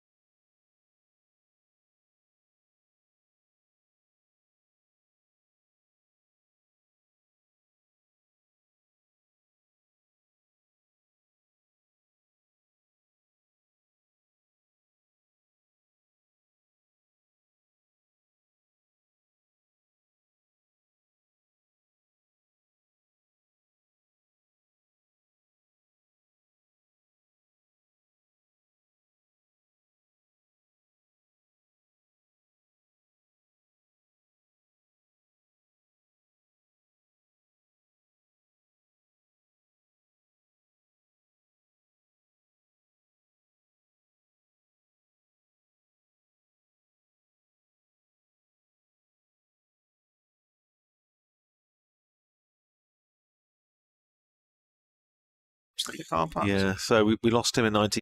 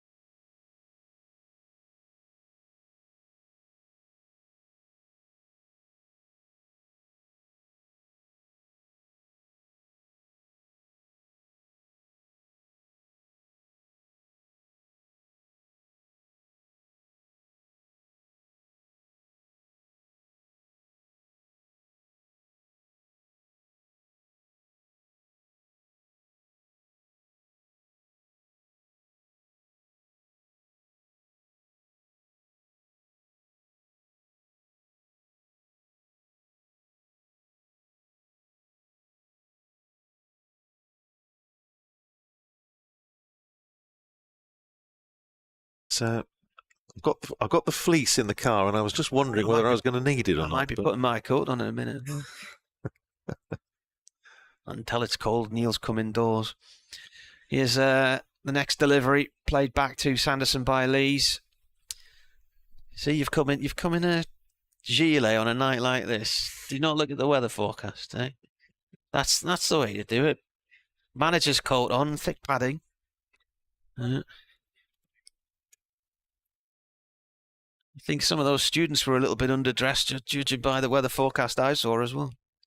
Don't think it's been above 12 degrees today. Lees comes out of his crease and thumps this up to mid-on. And there's a bit of fielding from David Willey there. He tries to run him out while he's still sitting down. Quite ambitious. Well, it was 14 degrees and drizzling when I left East Northamptonshire this morning. Can't remember the last time it rained here. No, well, it was just enough to dampen the pavement, but it wasn't sort of any proper rain, but it was just unpleasant drizzle. Our water butt hath runneth dry. Oh dear. 2 for none here. Sanderson in again, and Clark looks to pull through the leg side. I think that's hit him wide of the thigh pad, high and wide of off stump. Optimistic appeal from Ben Sanderson. Missing off stump, that one. Chris Pinkney says, those 2 wides that went for 4, they've proved crucial later on. Yeah, we were saying it's often fine margins in these games, isn't it? Yeah, a couple of those, and say that couple of second runs from James Sales in the last over. Sanderson comes in again and bowls. Clark steps back and gives himself some room and tracks that out through the covers and away to the pavilion steps for 4. That's a really nice shot. This is Sanderson's 70th T20, and sadly for him, he has the most expensive bowling figures for Northampton, conceding none for 77 against Yorkshire in 2017 on Adam Lythe. a record-breaking night. Lythe scored the highest score in English T20, didn't he? Was it 161 or something? Messy. It was a silly amount of runs. It was 161 and it was messy. Yeah. The ball's been retrieved. Durham have 6 on the board. 1 ball left of this first over here on BBC Radio Newcastle, BBC Radio Northampton. Martin Emerson and Andrew Rad with you. Still just grey sky sitting on top of us, grey cloud. Sanderson bowls. Clark plays the ball back to him. He looks to try and run him out, but he doesn't actually have the ball in his hand there. It's bounced away. So 6 on the board. Northants were 7 on the board. Yeah, it was great to see that Hall of Fame evening with Jeff Cook and Simon Brown both involved. I remember when Simon came to Northamptonshire, the late Ken Turner, Northamptonshire's secretary for many years, and sort of cricket visionary and a great judge of a cricketer, even though he never played first-class cricket himself. And he always described Simon when he was, 16, 17 years old as the jewel in the crown. He said, this guy is going to be very special. And it never quite worked for him at Northampton. Few injuries here and there, but obviously coming up to Durham did great service and of course played for England. Here's David Willey from the Lumley end in bowls to left-handed Alex Lees, who drives into the covers. Good diving stop by Josh Cobb, and there's no run. He played 1 test for England, didn't he? At Lords against Pakistan. His dad was an electrician. And when we moved into our new flat in 2000, his dad came and installed our cooker for us. That's a great claim to fame, Martin. Go. I like that one. Yeah, only charges a tenner. Mates rates. Yeah. Good to hear. Here's Willey running into bowl to his opposite number, Alex Lees, who cuts away into the covers. Tumbling stop there by Emilio Gay, and there's no run. It'll be interesting to see how Northamptonshire whether they use Josh Cobb tonight. As I say, he hasn't had a lot of work to do with the ball in this competition. He tended to bowl when he was captaining the side, of course, in the power play, but he's only bowled 4 overs in the competition this year and gone for 51, including 2 for 32, 2 overs for 32 in the Durham game. And Graham Clark got after him. Here's Willey, in again, bowls to Lees, again drives that into the covers. See, it's just sticking Cobb in the to field, there's no run. Yeah, well, this is what we were saying in the first innings, and it's going to make this total of Northamptonshire's maybe worth a few more. We shall see. Adrian Thomas says his local farmer and market gardener are both looking for some rain. I told them not to worry because Gloucestershire are playing Somerset this Friday, and since 2004, that one's hardly ever been a dry encounter. So, well, change in the field. Third man is coming up into the ring, Freddie Heldrick, and deep cover. Well, cover is now going back onto the boundary, sweeping, and Emilio Gay in there at extra cover. The other man is at deep square as Willie comes in, bowls to Lees, who hits that up to mid-wicket, and he's dropped. Dropped by Tom Taylor at mid-wicket, and Northamptonshire's catching woes in this competition. They haven't been able to catch a cold in this competition, and again, this time it's Tom Taylor who puts down, at this level, you would say, a relatively straightforward chance. At mid-wicket, Alex Lees on just one. I will, when we have the little break in the fixtures next year, add up the drops. I've been making a note of them. It may take a while. Not a lot of chances this season. Under a frustration setting in here for Lees. Now they're not happy with the ball. Well, this will be 4 dots in this over. Matthew Mullen says, "Evening, Marty and co. From a very warm Shaftesbury. Currently sat in a beer garden having a nice cold beer, celebrating my 25th while watching you and hoping for a Durham bounce back after the weekend."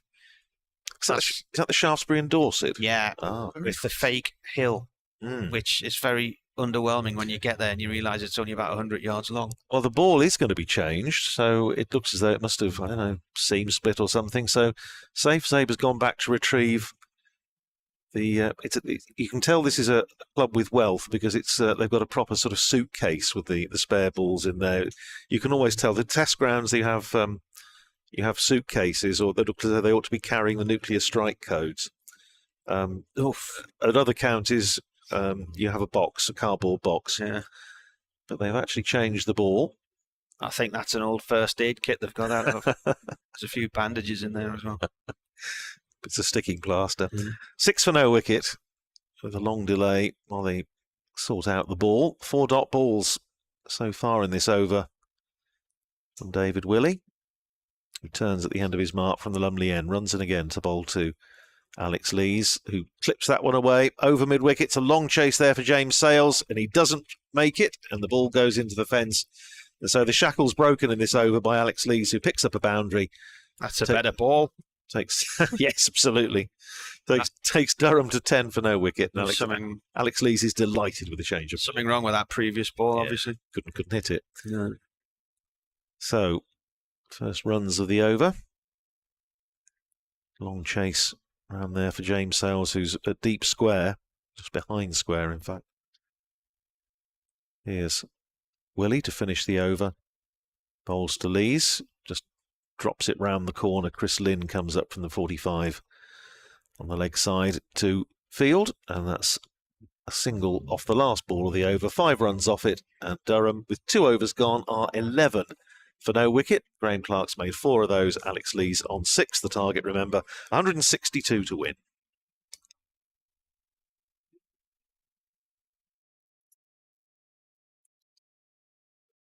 Just having a look at what's happening in the game at Grace Road, where Leicestershire had Yorkshire in all sorts of trouble at 80 odd for 7, but Yorkshire have battled back to make 156 for 7 in their 20 overs. David Reeser, 50 not out, and Ben Mike, 30 not out off 17 balls, and those two put on, well, nearly doubled the score, 80 odd runs. Sanderson again. Sanderson to Lees from the Finkel end. Lees clubs this up into the air off the splice. It's wide of mid-off, and he'll get 2 runs. So the ball is fielded eventually. Is that Ty down there? Who's that? AJ Ty, yeah.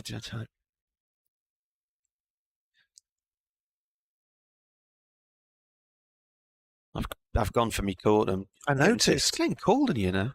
Well, as I say, I wasn't quite sure how many layers I needed, but I have a horrible feeling it's going to be woefully inadequate when you have to do the post-match interview.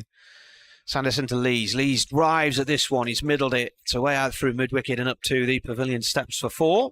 Nice shot. Didn't really need to move his feet there. Ben Sanderson has been Northamptonshire's most economical bowler since coming back into the side for the game against Leicestershire. He's gone at just under 6 and over, so roughly on a par with Ben Rain's economy rate in the tournament so far. Lee's got 90 last Sunday morning at Headingley. Sanderson's going to come round the wicket now, and he comes down the track to him, plays it out into the covers, no run there. Oh, Two yes, matches this year, Yorkshire have started at 11:30, and the attendances have been really badly affected by that. I was going to ask you what the gates were like, because I reckon there's about an eighth full when Durham were there. Really? And then quite a lot of the people who were there left before the women's game began. Sanderson comes in, slower ball down the leg side. Is that not a wide? Not being given. I suppose he came. I think he came across a long way, but Neil says, "Greetings from a sunny Brighton. Wish I was at the cloudy Chesley Street." Good Why? listening. What are you doing all the way down there, Neil? Is he on holiday?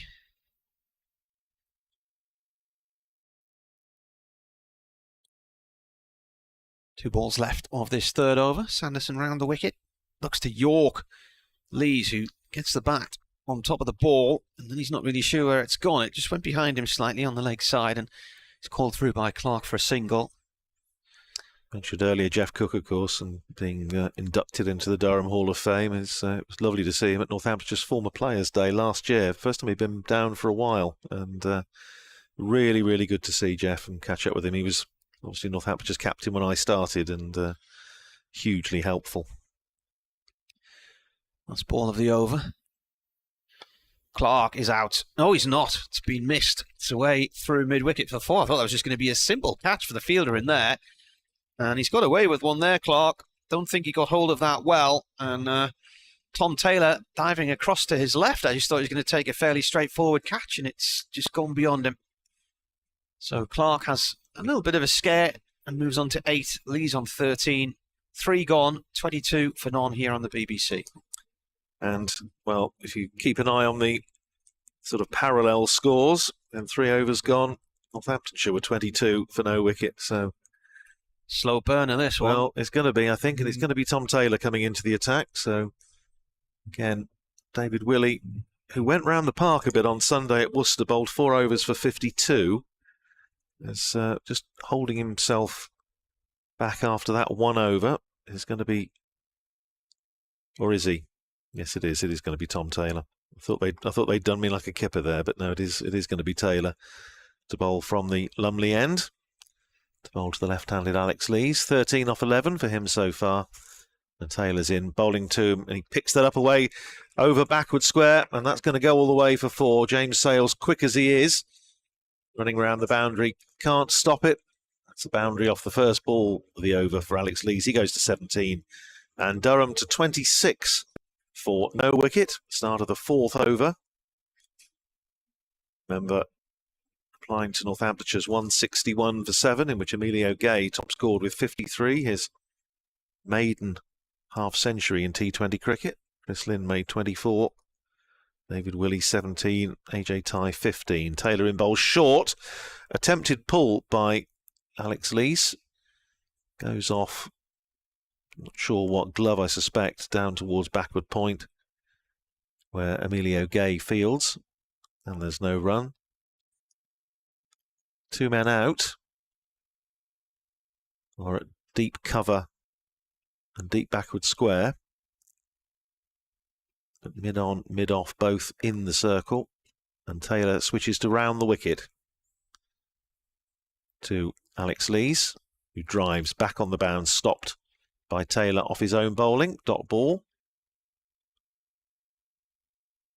Northamptonshire with plenty of bowling options, but it's going to be interesting to see whether they decide to bowl spin apart from Freddie Heldrick. The left arm wrist spinner made his debut here in senior cricket 2 years ago in 2021 on this ground. So they have Josh Cobb as well. They have Safe Save, can bowl a bit of left arm spin if required. Here's Taylor in again, bowls to Lees, who's cracked that away over mid-wicket, all the way for 6. Cleared the ropes over by the covers. James Sales All he can do is retrieve the ball from the general vicinity of the student night out. 6 to Lees. He goes to 23 and Durham to 32 for no wicket. The 4th over, so 10 runs off this over so far. Durham making a very satisfactory start from their point of view. Northamptonshire need a wicket or two early on to get themselves back in the game. Here's Taylor. Running in again to bowl to Lees, who's driven it straight back over his head for 4. Another cracking shot by the Durham captain. Races away to the boundary at the Lumley end of the ground. 27 to him and Durham to 36 for no wicket in the 4th over. Tom Taylor, been a little expensive in the tournament so far this year. He's picked up 6 wickets, but he's been going at just a hair under 9.6 and over. And in fact, his career economy rate is around about 9.5. Over his T20 career, most of it for Northamptonshire, but of course also played for Leicestershire. Before that, spent a bit of time at Derby as well. Here's Taylor in again, bowls to Lees, who gets inside the line as though to try and sort of whip it round the corner. In the end, just drops it down for a single. Leg by, in fact, didn't get any bat on it. But jammed it between his legs. But it's one more onto the total. 37 for no wicket after 4. And one way or another, 15 runs off that over. Alex Lees doing the bulk of the scoring. 27 to him, Graham Clark on 8. Carl says he's still on holiday in Mallorca listening to your commentary. What are the chances of getting Nathan Souter into Durham's championship games? Well, they've got Ajaz Patel, haven't they? So Yeah. Souter's not an overseas, though. Yeah.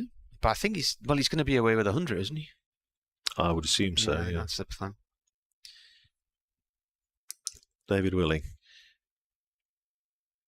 Willie in and driven by Lees. He gave up the ghost there. The throw from AJ Ty has just missed the stumps at the bowler's end. Lees was in no man's land.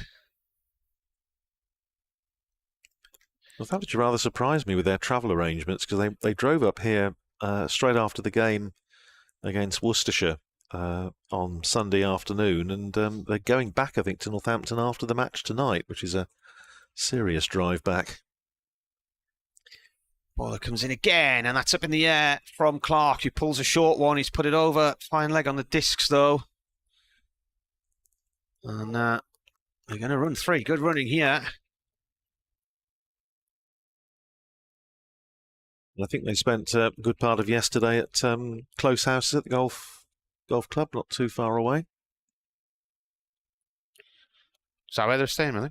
I don't know they're staying there, but they certainly have a few pictures out on social media of them enjoying the golf course. The was it the British Masters was staged there? Yeah, I covered that. Yeah. It was that when Lee Westwood was hosting, I think. Yeah, it was about 4 years ago. It was the end of the cricket season. Durham's match finished at Worcester a day early, so I got back and went to cover the first day at the golf. It was fantastic. This is pulled by Lees off towards long leg for 1. It was interesting how they set the course up, because I'd played there before, and their 1 to 18 didn't really reflect what the normal 1 to 18 is. So once they brought the grandstands in and everything, it had the feeling of an open golf championship, really. I tweeted this morning, 29 years ago, Brian Lara achieved immortality, or Info did, and I said, if memory serves me, against a team ravaged by injury. And this one's played by Clark out towards the covers. Paul Smith's replied, have you ever scored 501 yourself, Martin? It's a bit of a silly question, isn't it? David Pipes then added he couldn't even do it on a PlayStation. You're right, I couldn't, because I don't own one. I've done it on Subutio table cricket. Test match. Yes, that's right. I made 396 on Subutio. Did you? Yeah. Willie in, left arm over, played by Clark towards mid-on for 1 run. What a daft question. Or to be more accurate, my right hand did, because the left hand was bowling. Yes, I was a solitary child. Yeah. He had long arms. Tony Waters says, big question of the day, is the dog in the pram present today? I can't see it down there. It's probably too noisy for the dog and its owner. Too cold, I should think. Yeah.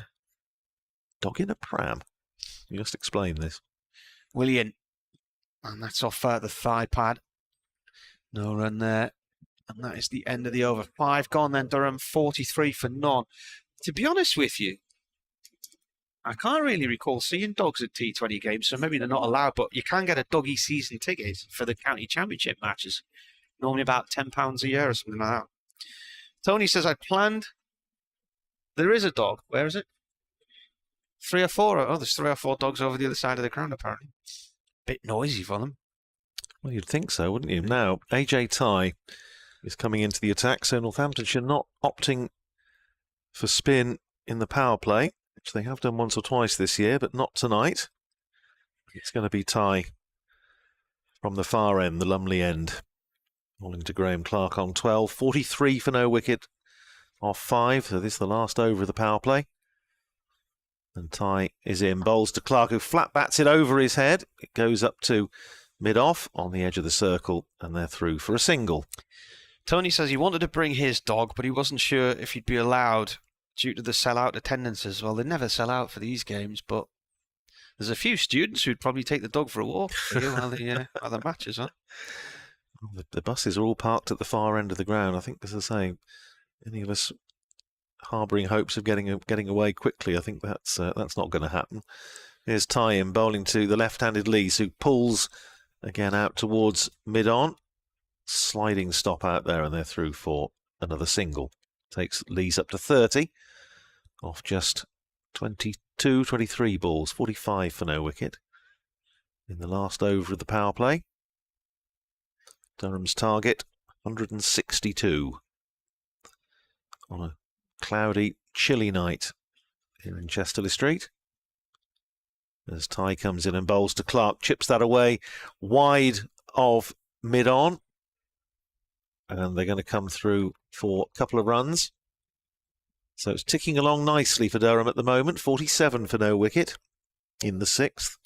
Northamptonshire made 47 for no wicket in the power play. So Durham, you would think, with 3 balls to go, and it's just going to slightly go past that. But Northamptonshire then losing their way in the middle to the spin of Travaskis and Souter in particular. Ty in again, bowls short. Tempted pull by Graham Clark, doesn't make contact, taken by Lewis McManus. Going from 100 for 2 to 124 for 6 in the space of 3 overs.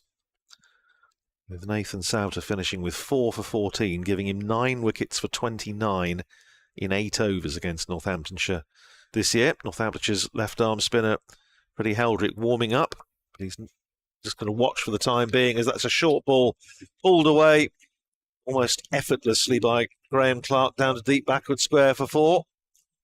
That brings up the 50 for Durham in the final over of the power play. 51 for no wicket. 1 ball to go in the 6th over. Pulled round the corner by Graham Clark, giving Safe Zabe absolutely no chance. Just sat up for him there, didn't it? Well, here's Ty in again. Bowls short again, and with, well, an even more productive result for Durham this time, because it's gone over Safe Zabe head at deep backward square for 6. So the short ball ploy from AJ Ty has conspicuously failed. It's cost him 10 runs in 2 balls, 14 off the over, and at the end of the power play, Durham 57 for no wicket off 6, with Clark on 25 and Alex Lees on 30. Well, they've edged that power play by 10 runs. At Northamptonshire again, you just have this, from a Northamptonshire point of view, a rather sinking feeling that they're going to be paying once again for a drop catch. Alex Lees put down very early on. Northamptonshire's catching, say, in this tournament really has not been impressive, and that's putting it mildly. Here's Freddie Heldrick. Oh, worth a shout. That's out. He stepped over the ball there, Alex Lees, and he's played all around it. He's out for 30. Freddie Heldrick there. totally off balance. And Heldrick got, was it 3 against Durham last year? Yeah, and he made his debut here, senior debut on this ground 2 years ago, and that's the 3rd time this season that he's taken a wicket in his first over. And it's the 2nd time he's taken a wicket with his first ball. So Freddie Heldrick is getting into the habit of striking early. He's just brought Northamptonshire back into the contest here, getting rid of Alex Lees. Michael Jones walks to the crease, but well, that was very, very handy from Northampton's point of view. They just needed a breakthrough, needed to give themselves something to build on. And as I say, once again, it's Freddie Heldrick who's done it.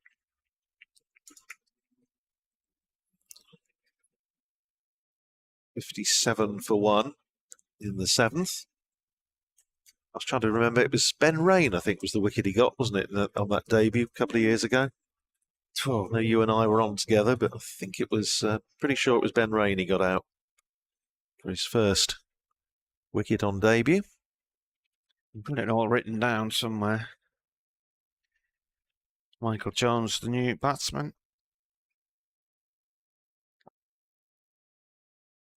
Made his debut in 2021. Best bowling, 3 for 22 against Durham at Wantage Road. Last year. That's up in the air and away safely. Down towards fine leg, and Jones calls Clark through 4-2. He's just scooped it round the corner.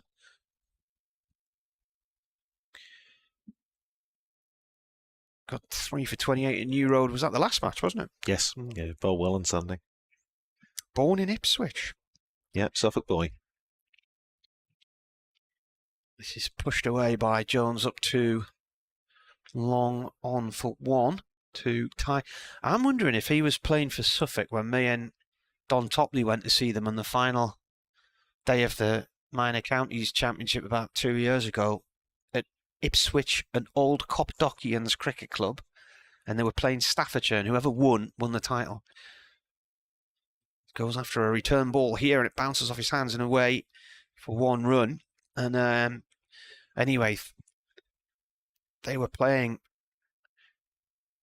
I think they had to chase something like a 365 or 385 on the final day, and they were going around nicely, and then they lost their key batsman, and they needed a silly amount of runs in the final hour, so he left the ground. So this is played away by Jones for 1 towards square leg, and thought, well, Staffordshire will have won the title. And then Don rang me the next day to say we missed an absolute blind there and went down the final ball. Yeah, I think Suffolk won. Yeah, I don't think Freddie was playing that, because I think he's only played T20 for Suffolk. Right. Driven by Clark, and that's 6. That's hit the fence just down below us. Straight back over the bowler's head. So an interesting over. He started with a wicket, then went for a few runs and finished with a boundary, the maximum. Yeah, Freddie Heldrick first really came to prominence. Northamptonshire had obviously been having a look at him, and finished up bowling in the nets at Lords to the England players when India were over here a few years ago, because they were basically thinking they needed a bit of practice against wrist spins. They were looking for as many good young wrist spinners as they could lay their hands on, and Freddie Heldrick came and had a go. Now, this is an interesting one. Saif Zaib is coming into the attack, and we did mention earlier when we were talking in the first innings that he was an option, but what interests me is that they're throwing the ball to him rather than to Josh Cobb, bowling left arm round the wicket. I say slow left arm, a little darts really, but the first ball attempted reverse sweep by Michael Jones, doesn't make contact. McManus tidies up, and there's no run. 68 for 1, start of the 8th over. Zaib in bowls, driven past the bowler up to long off, who is coming in off the boundary. And that's a single to Michael Jones. He goes to 5, and Durham to 69 for 1. Zaib in again, driven out to mid-wicket, dot ball, fielded there by Emilio Gay. Really tight in there on the single at mid-wicket. Zaib has bowled just a couple of overs in the tournament this year, flights that one up, whipped away on the full toss by Clark, but straight to mid-wicket, where Emilio Gay fields. Bowled a couple of overs in the corresponding fixture at Wantage Road. 2 overs for 22 in the carnage there. Next ball is clubbed down to long on by Clark for a single. He goes to 33, 70 for 1. So can he get out of the over? 2 runs off the first 5 balls. Zabe bowls to Jones, who off drives up to long off. They're only going to get a single. So a tidy over from Safe Zabe, just 3 runs off it. At the end of it, Durham are 71 for 1 off 8. They need another 91 to win off 12 with 9 wickets in hand. Graham Clark is 33 and Michael Jones on 6. But yeah, Safe Zabe into the attack before Josh Cobb. And I don't know what you think about that, Martin, but I find that slightly surprising, although you have to say Zabe did a good job there, conceded just 3. Maybe they're just keeping people thinking, switching it around a bit. Here is the new over. That's a full toss, and Meldrick's gone for 4 from Jones, wide of long off. Davy Fennick saying that Lees looked disappointed to be giving out LBW and seemed to look back at the umpire a few times. I think he just fell into the ball and it looks like it hits both pads. Meldrick again, and a little nudge back towards him, and he gets down on one knee and snatches the ball with his left hand.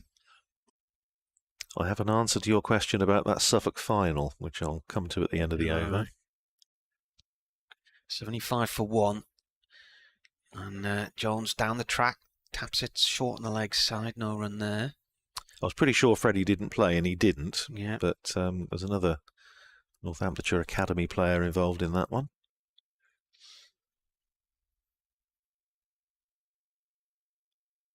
Ball that in with a bit of a medium pace delivery that time. Pushed up to tie at long on, 1 run. Yeah, I've had a message from Richard Heldrick, Freddie's dad. Mm-hmm. He said he didn't play in that final, which I didn't think he did. But Ben Claydon from the Northamptonshire Academy got Suffolk home on 1 leg, having been injured earlier in the match. Mm-hmm. That's a shortish delivery there from Heldrick, and it's driven up to wide, long off. 2 runs here for Clark. It was interesting how it panned out, because we'd been looking to go somewhere for a week away, and it was that summer where you still couldn't travel abroad. Oh, yes. Yeah. So 2021? 21, yeah. Yeah. Clark pulls hard at this one out towards deep mid-wicket. And then about 3 or 4 days before the weekend was due, my wife said, I've found this lovely thatched cottage, which has appeared in a little village called Kersey in Suffolk. And she said it's definitely not been on any website, because I've been looking and looking for days and days and days. And anyway, I rang Don and I said, do you live anywhere near this place? And he actually knew the cottage we were talking about. And he lived about 3 miles away. So we booked it and went down, and transpired it had only just become available for hire because a Dutchman hires it for the same week every year in August, but wasn't allowed to come to Britain. Oh, right. And had waited until the last minute and eventually reluctantly had to cancel it. So it was a beautiful little village, and they filmed lots of period dramas around that area. Ben Sanderson switching to the Lumley end. In and bowls, and that's swung away by Graham Clark. And despite a little flying leap down there, attempt to get a hand on it, it's gone over the ropes. He looks in the mood again for half a dozen. Well, there's a feeling of déjà vu about this match, isn't there? Nathan Souter picking up wickets and bowling Northamptonshire, well, not quite out, but restricting them to a relatively modest total, and then Graham Clark going mad. That's 42 not out. 6. Yeah, 42 not out for Clark. 85 for 1 now, and it's driven that nasty straight back at Ben Sanderson, who's parried it up. Well, it's gone for a couple of runs. He's got a hand on it. Did. I thought that had hit him in the head. I thought it had hit him. It smashed it back very, very hard, and Ben Sanderson just managing to get a hand on it. Umpire's just checking he's okay, which he is, but that's stinging. Well, those of us with memories of that awful Luke Fletcher incident, it's fortunately all's well, apart from a stinging palm, I suspect. 44 to Clark 87 for 1. Sanderson in again, bowls. Oh. And Clark's picked that up over deep backward square. First bounce for 4. Clark is in the mood again. Yeah. Loves batting against Northamptonshire this year. It's a terrific shot. 48 to him. 91 for 1. 12 off the first 3 balls of the over. The Stinging Palm, is that the difficult second album? Is that when they cite musical differences and split up? That's right, yeah. 48 to Clark. Closing in on another half century, having made a century, of course, against Northamptonshire in the first match. Is Sanderson trying to dig that one into the pitch, pulled away by Clark. Nasty bounce out there for safe Zabe out there at deep mid-wicket, but he manages to reel it in okay. 92 for 1. This is Clark's 90th T20, and he's got that century, and he's got 11 half centuries. Well, as I say, 13, that single, 13 off the first 4 balls of the over, 92 for 1.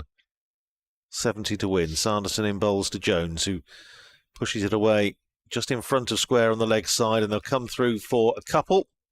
Tom Taylor. In fact, they're going to get, it's a buzzer time. They've got an overthrow. Man backing up there, didn't manage to get anything on it, or if he did, not enough. And James Sales having to tidy up on the extra cover boundary. It was AJ Ty who didn't manage to get down to back up, and as a result it's an overthrow.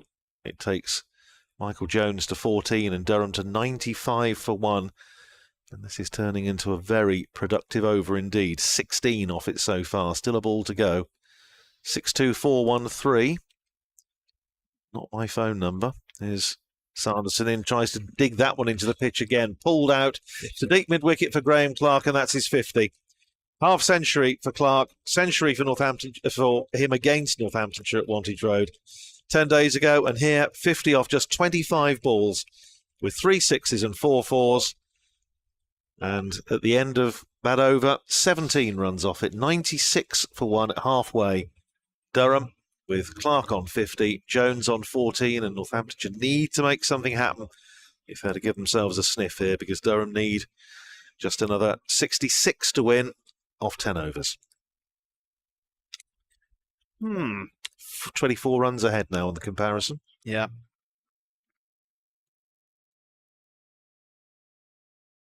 And it's going to be Heldrick to continue. Clark sweeps down towards long leg for 1, towards the castle side of the ground. Well, I was thinking about it. It's no great surprise that Don Topley should know everybody there. As you are the uncrowned king of the Roca Riviera, I think he's the uncrowned king of Suffolk. Everybody knows him. His name's in a lot of shop windows. Heldrick bowls, full toss. Played up to tie at long on for 1. Does that mean he's popular, or? Of course. Yeah. One of his ex, was it Ray East? One of the ex-Essex players was coaching that day, I think. Pulled by Clark out towards deep mid-wicket for 1 run. You're seeing they're actually going to be doing very much that same part of the world. They're going to be doing a special event at Framlingham College, his old school, to honour David Larter, former Northamptonshire and England fast bowler from the 60s. Oh, Jones was bowled. He's come down the track. Stumped, is he? I think he was stumped. Just have to see this again. Yeah, he's missed the ball completely and been stumped off Heldrick. So Heldrick gets his second. Jones is out for 15. Durham, 99 for 1. Need another 63 to win. 99 for 2. Yeah, nicely bowled again by Freddie Heldrick, who's just about keeping Northamptonshire in this match, but just think they need some support to come from the other end, a couple of tight overs from somewhere, and they haven't really been forthcoming so far this evening. If you look down the bowling figures, Sanderson's gone for 33 in 3 11s, which is, well, unusual for him. Tom Taylor, 1 over for 14. Ty, 1 over for 14. Zabe, of course, bowled that one tight over that went for just 3, and David Willey 2 for 11. But Graham Clark, as he did at Wantage Road when these two sides met 10 days ago, carrying all before him. Now, another man very much in form, Ollie Robinson, comes to the crease. Well, Robinson has had 3 half-centuries in the last week. Get a bit of nick then. Yeah. He gets a nice start there with a full toss, which has gone down the leg side, and it's pulled around the corner, and it's bobbling towards the boundary at the far end of the ground. He's going to run 3. Was there bat in this? Looks like there was. This way to get off the mark. Durham 100 up as well. 100 for 2 in 10.5 overs.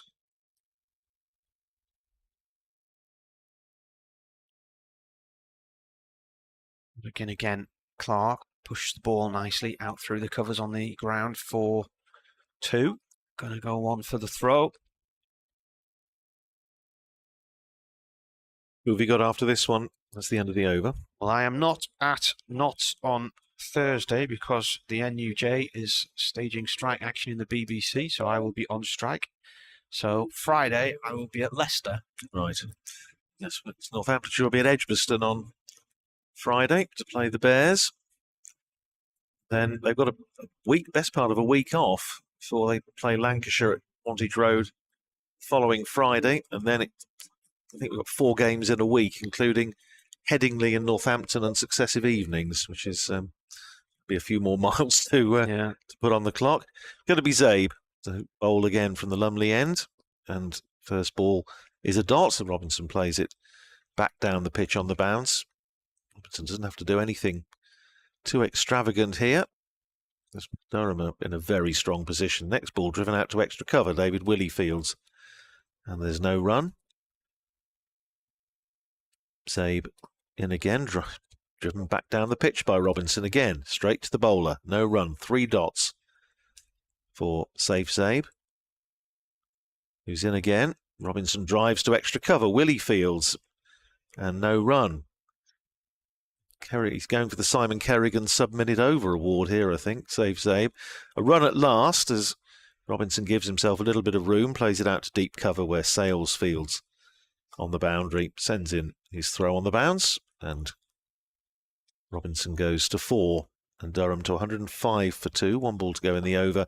Driven just wide of the diving Emilio Gay at mid-wicket. Another single for Graham Clark, but just 2 singles off the over from Safe Zabe. So he's bowled 2 overs for 5, done his bit. 106 for 2 off 12. So Durham need another 56 to win in the remaining 8 overs. 8 wickets in hand with Clark on 55. Ollie Robinson is 4. Safe Zabe, who we did mention, I say earlier, as an option. He's actually bowled pretty well, Martin. He's done a job. Bowled a lot in club cricket. I know when he was playing for Northampton Saints in the Northamptonshire League, he said they sort of tended to put him on at one end and let him get on with it. Heldrick. Oh, this is a top edge. This is the end of Clark. He's looked to sweep slog and he's gone at 4.55. And Heldrick's on 3 for 27. He likes playing against Durham. Does, doesn't he? It's all a bit familiar, I say, with Clark, Souter and Heldrick. Caught by Emilio Gay. In regulation catch at backward point. So the 3rd wicket for Freddie Heldrick. And again, not for the first time, he's keeping Northamptonshire afloat just about in this game. But terrific innings for Graham Clark, 55 off just 30 balls with 3 sixes and 4 fours. But he's now gone. There are a couple of relatively new batters in. Backward point where the catch was taken. Yep, Emilio Gay. Pretty straightforward, but Ashton Turner, with a huge amount of T20 experience, comes in to join Ollie Robinson. 2,500 wickets. Sorry, 2,500 runs, 27 wickets. There's quite a difference there. Handy. 56 needed. Is this the moment where the pendulum swings? Well, Freddie Heldrick is into his last over.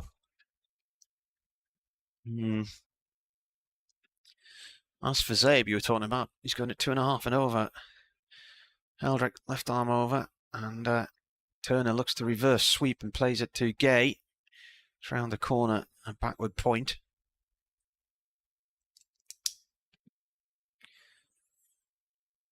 So he got 3 for 28 in the last match against Worcestershire. He's 3 for 27 a day. That's the same shot again, but this time he's got more bat on it. Guides it down towards third man on the discs and runs 2. Good running.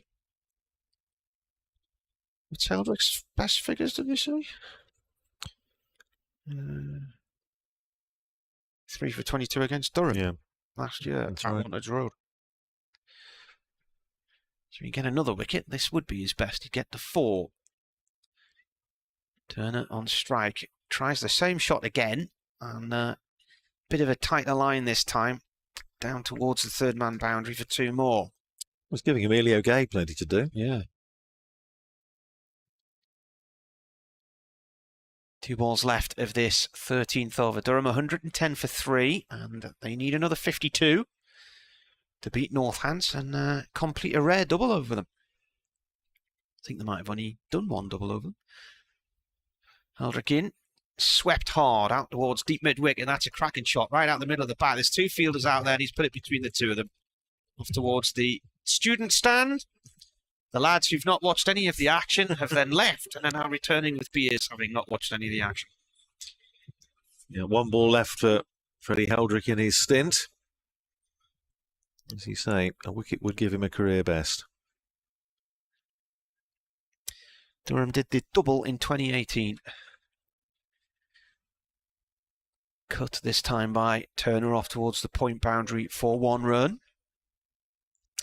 And that is the end of the over. So 3 for 36 in the end. Is that for 4 overs from him? Yeah. It just goes to show, Martin, how things can turn around in T20 cricket, because we were saying, I think when we were up at Northampton for that game 10 days ago, Northampton, I think, had won 5 in a row against Durham in T20 cricket before the win for Durham at Wantage Road. Did the double in both 2021 and 2022. And one in 2019 as well at Northampton. But big turnaround, if as looks odds on at the moment. Durham complete victory here. Still a bit of work to do for them, though. A safe Zabe, who's bowled 2 very tidy overs so far. Just 5 runs. He's going to bowl his 3rd over from the Lumley end. 115 for 3, 47 to win. Zabe appeal for LBW as he attempts Turner the reverse sweep. And the reason they didn't go through with the appeal is he got some bat on it. And he gets a single. Turner to 10. 116 for 3. Zabin again. Robinson gives himself room. Plays it away through extra cover. They're going to come back for a couple. Robinson to 6. 118 for 3. And Freddie Heldrick finishing with 4 overs. 3 for 36. Gives him 10 wickets in the tournament so far this season. Just over 8 and over. Driven inside out by Robinson out towards deep cover. James sails quickly to the ball and keeps it to a single. Throw on the bounce to Lewis McManus. Robinson is 7, 119 for 3.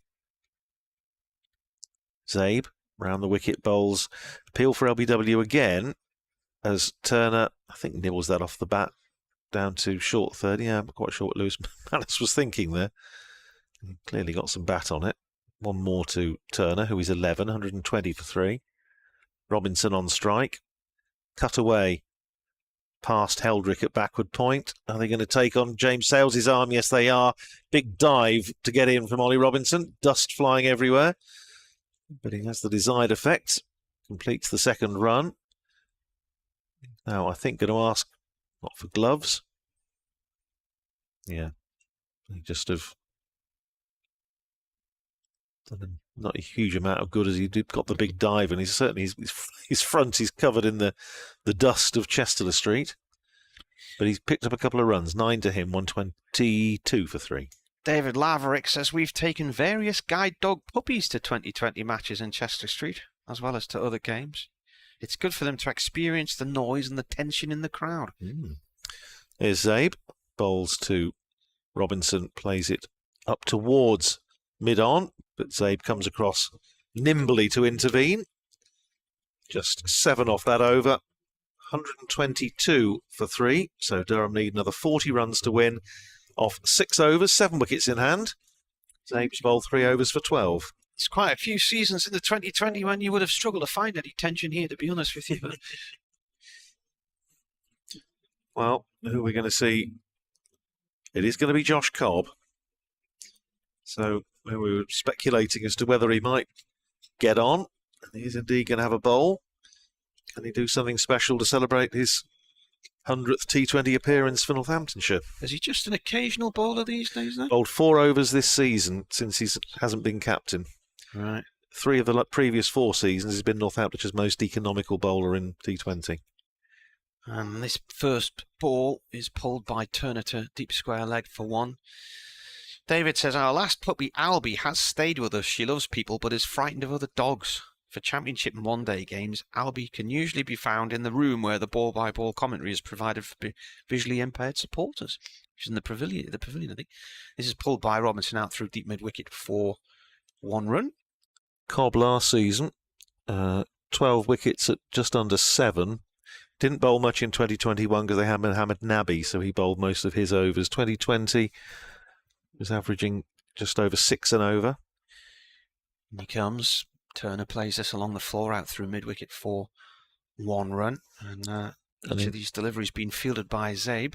And in 2019, he was going at 5.7. So apart from 2021 when he didn't bowl that much, he's been an important figure in this T20 side. Now, this is an edge, but it's going to land safely behind the keeper. And had a leg gully in there. Didn't quite carry to him, to Chris Lynn. 1 run for Robinson. Albie is apparently named by a pub called the Albion, says David. So there you go. There's one up the hill from us. Cobb, right arm over now. Spears one down the leg side. Flicked away by Turner to deep square leg for 1. Durham 127 for 3. The DLS is 112, so the one ahead of that to win 35 from 5.1 overs. This is played off the leg stump by Robinson out to Zabe, deep mid-wicket. He's fielding with his back to the castle stand, and Cobb's through his first over. Singles off every delivery. Yeah, 128 for 3. So Durham needing 34 to win off the last 5 overs. 7 wickets in hand. Cobb going for 6 singles. It is going to be safe Zabe to bowl out. Why not? 3 overs for 12. So he bowled very little, only those couple of overs against Durham in the first game between these two sides 10 days ago. That's the only bowling he's done in the T20 this year until today. He's pulled out towards deep mid-wicket and he's going to be caught, and he is caught. And so Zabe has picked up a wicket, caught at deep mid-wicket, and the end of Ollie Robinson, who's, say, very much a man in form, but he goes for 12. And Durham 128 for 4. Glimmer of hope for Northamptonshire. Safe Zabe, he's done a really good job tonight. And, well, has picked up a wicket for his pains. Every time I've gone to update the Durham score on Twitter, and there's been a wicket while I've been typing it out. I'm not going to do that anymore. So hammering away there, the ball was almost in the air, but Robinson goes for 12 off 14 balls. Who took the catch? Tom Taylor out at deep mid-wicket. Manu dropped Alex Lees early on, but he's not exactly made amends, but he has caught that one. Baz Dalida comes in. At least Northamptonshire is seeing that Durham do have some other batters, considering the openers knocked them off at Northampton. So nice to see they have got some other players as well. I wonder if this might get a bit nervy yet. Well, stranger things have happened. Here's Zabe. 1 for 12 off 3.1. Big full toss.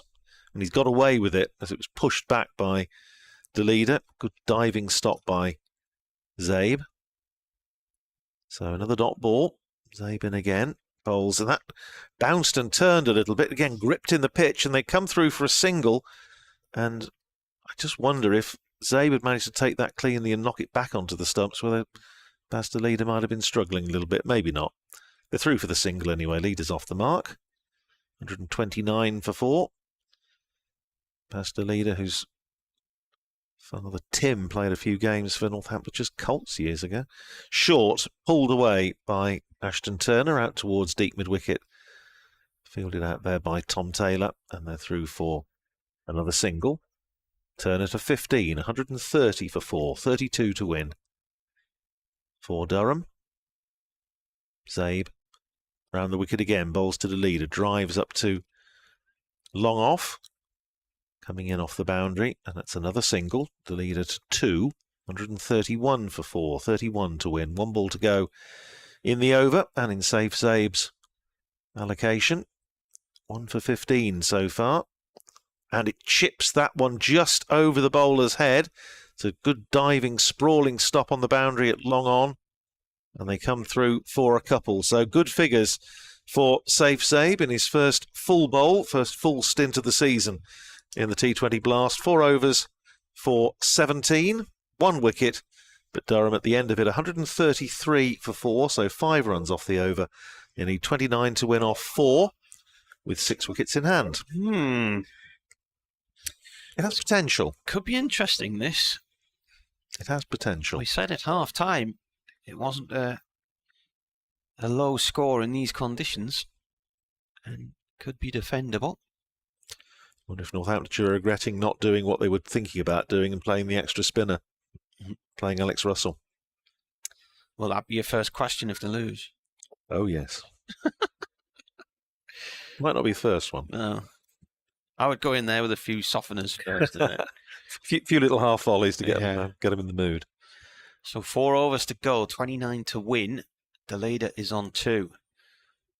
Corby's in, and he's well, they're appealing for that. Caught behind, I think. Yeah. Well, there's a polite inquiry from the bowler, but only because the keeper got so animated there, and he threw the ball in the air, then realised that he wasn't out and wasn't sure where he'd thrown the ball to. So he was in a bit of a panic as he was looking around for it. Cobb again, he bowls. The leader pulls out through deep mid-wicket, and Zabe's there. Oh, he slips 1 run. Well recovered. He did just lose his footing a little bit, but bit greasy now with the evening dew. A decent few days, one way or another, safe say, with battle with ball. This is played long on to tie by Turner for 1.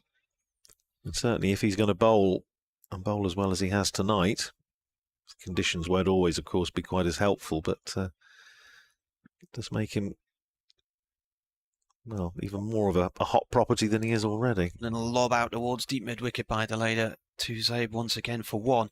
The run rate at the moment is 8.2, required run rate 7.8. I mentioned 26 needed. Yeah, I mentioned that with Zabe, of course, with the 100 and all sorts of contracts up. Cobb around the wicket. Turner drives hard, and this might be problematic for Ty to cut off, and he can't get there.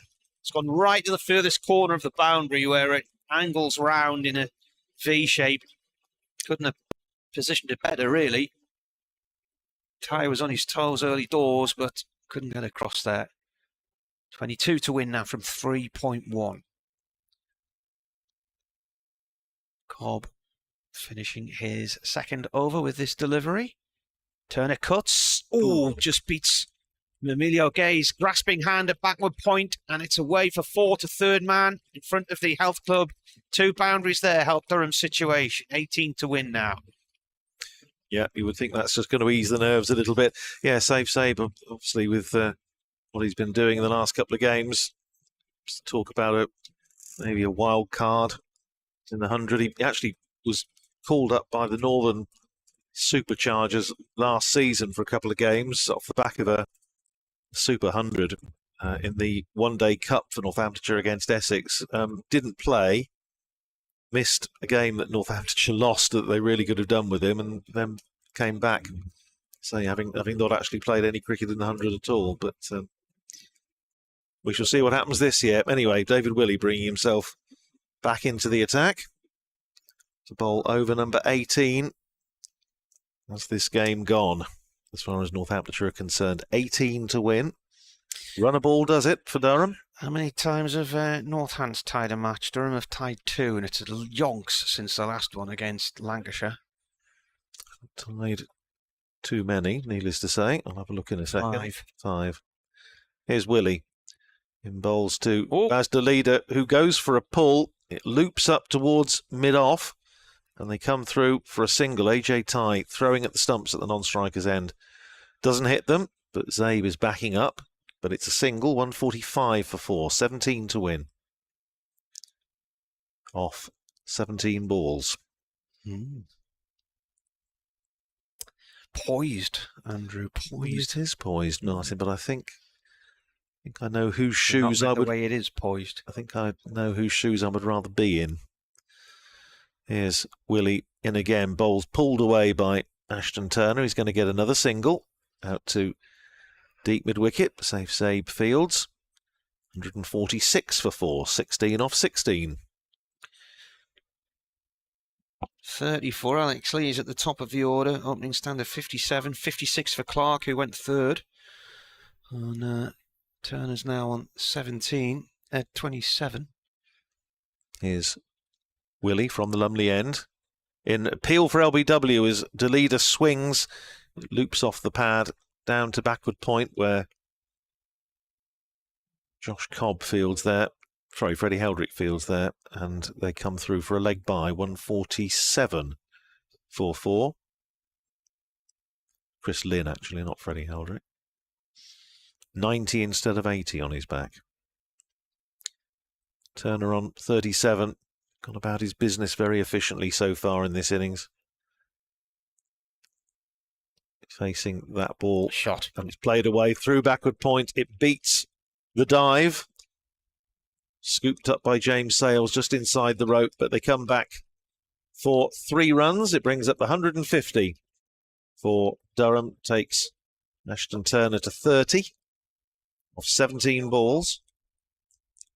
And Durham now just 12 runs away from victory with 14 balls remaining. That's a nice shot. He just found the space, didn't he? Right, wide third man. Ran it down there. Willie running in again. Bowling to Baz de Leader, and that's looped to backward point, and he's caught by Chris Lynn. So Willie has accounted for Baz de Leader. Is there still a twist in this game, you wonder? 12 still needed to win. 5 wickets down now, Durham. They have, 13 balls remaining to score another 12 runs, but Baz de Leader on his way back, caught by Lynn off David Willey, 150 for 5. Just got quick on him there, didn't he? Took him by surprise with his pace. And Wayne Parnell's the new man. Well, again, we know what Wayne Parnell, Northamptonshire supporters will know very well what Wayne Parnell's capable of. We've seen him at Northampton all of last year, of course. That'd be another little story, wouldn't it? Well, I suppose that they could have it AJ Ty, who was at Durham last year bowling for Northamptonshire, and Wayne Parnell, who was at Northamptonshire last year batting for Durham. Such is the merry-go-round in white ball cricket these days. 12 needed from 13 balls.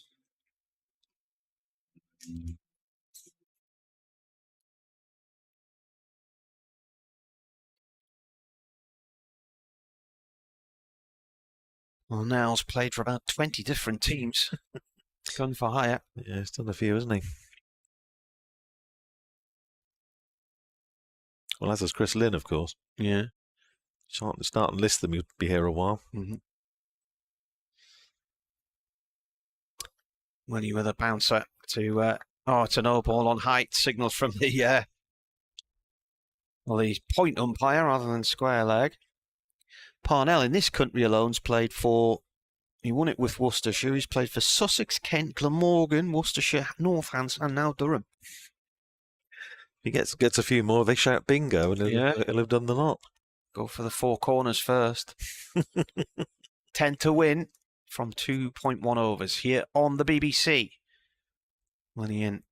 And that's towed out through and over to safety beyond the discs on the offside. If he can get back quickly, Parnell, he does. He's off balance, but he gets past the stumps and gets 2 on the board. Durham need 8 to win from 2 overs. Yep, 154 for 5, so 10 off that over from David Willey. And as though there isn't enough misery in the world, we're going to have Sweet Caroline. First time tonight, but it was inevitable. It had to happen. 154 for 5, so 12 balls remaining in the match. 8 runs needed by Durham to complete victory. Ashton Turner could well be the man to see his side home. 30 not out off 17 balls. It is going to be AJ Ty. Do you know where I first heard this in a cricket ground?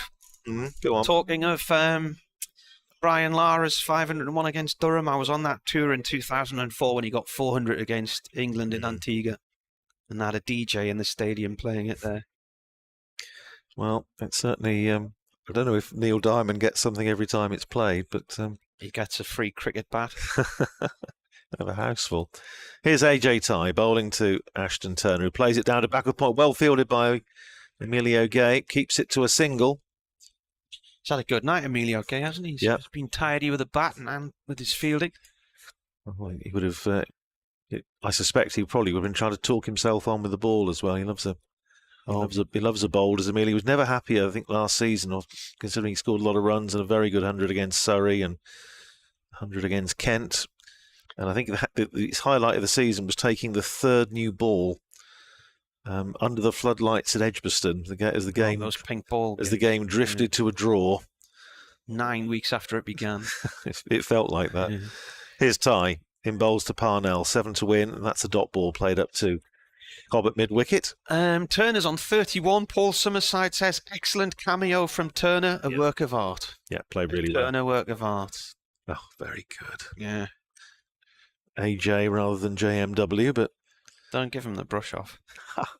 We're here all week. Yeah. Here's AJ Ty running into bowl to Wayne Parnell, who's gone big. He's gone up in the air. Has he got enough on it, or is he going to be caught in front of the main pavilion? He's caught. So, last year's Durham bowler gets last year's Northamptonshire batter out. Durham aren't quite there yet. They still need another 7 to win. Parnell trying to tie the scores with a big hit. He was probably about a yard or two short. But he goes. It's 155 for 6. 7 still needed. And is it Travaskis the new man? I think it's Liam Travaskis is the new batter. So Ben Sanderson took the catch down there in front of the members' pavilion. Didn't have an awful lot of room for manoeuvre. It's a good catch in the end. But Parnell goes for 2. 155 for 6. 7 to win. How many balls are left? 9. There are 9 balls remaining.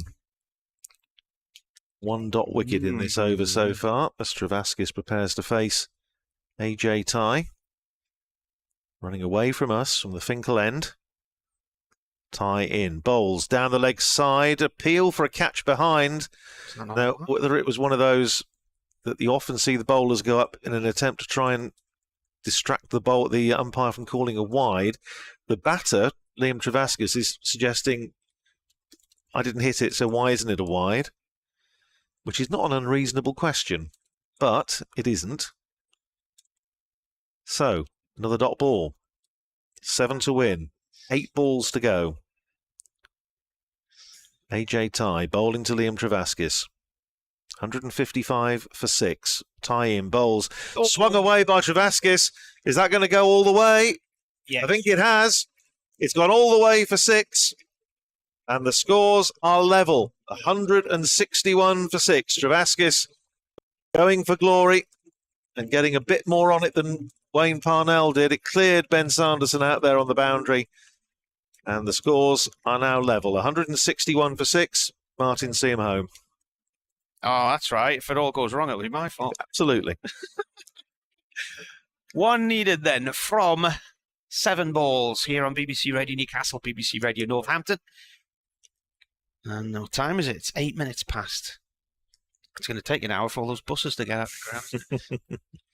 Travaskis on strike with a meaty 6 to his name. Tie in. Travaskis bounces, and that's going down the leg side, and they win on a wide. Just like Durham did the other day against Lancashire. It's a bouncer down the leg side. The swing of the bat from Travaskis. He misses it. A wide is signalled. Durham win by 4 wickets with 1.1 overs to go, and they complete a rare double over Northants. It's only their second, adding to one from 2018. Yeah, well played, Durham. We were just, I suppose, the speculation on commentary, and we were saying, was whether Northamptonshire had got enough. We thought it was enough to be competitive, and I think it's proved that it was a competitive score. But as we said, they needed to bowl well. They also needed to catch well. Dropping Alex Lees early on didn't help. It was a really good start, good platform by Clark and Lees, 57 in 7 overs to set Durham nicely on course. Spinners did okay for Northamptonshire tonight. Freddie Heldrick, 4 overs, 3 for 36. Safe save was excellent, 4 overs, 1 for 17. But Ben Sanderson, more expensive than you would normally expect him to be. 3 overs for 33. David Willey, 3 overs, 1 for 20. Tom Taylor bowled just the 1 over for 14. And AJ Ty, 1 over and 5 balls. No maidens, 1 for 22. So 162 for 6. Durham, as Martin was saying, win by 4 wickets with 7 balls to go. It means that Northamptonshire's little winning run, having got back-to-back victories, they haven't managed to make it 3 in a row, and they now face, well, the tough task of going to Edgbaston on Friday, trying to get something out of the Bears, who beat them fairly comfortably at Northampton last time out. In the match at, well, there's a turnaround in the match at Grace Road tonight in this North group. Yorkshire, who were 80-odd for 7, got it up to 156 for 7, and now have Leicestershire in all sorts of trouble at 104 for 6.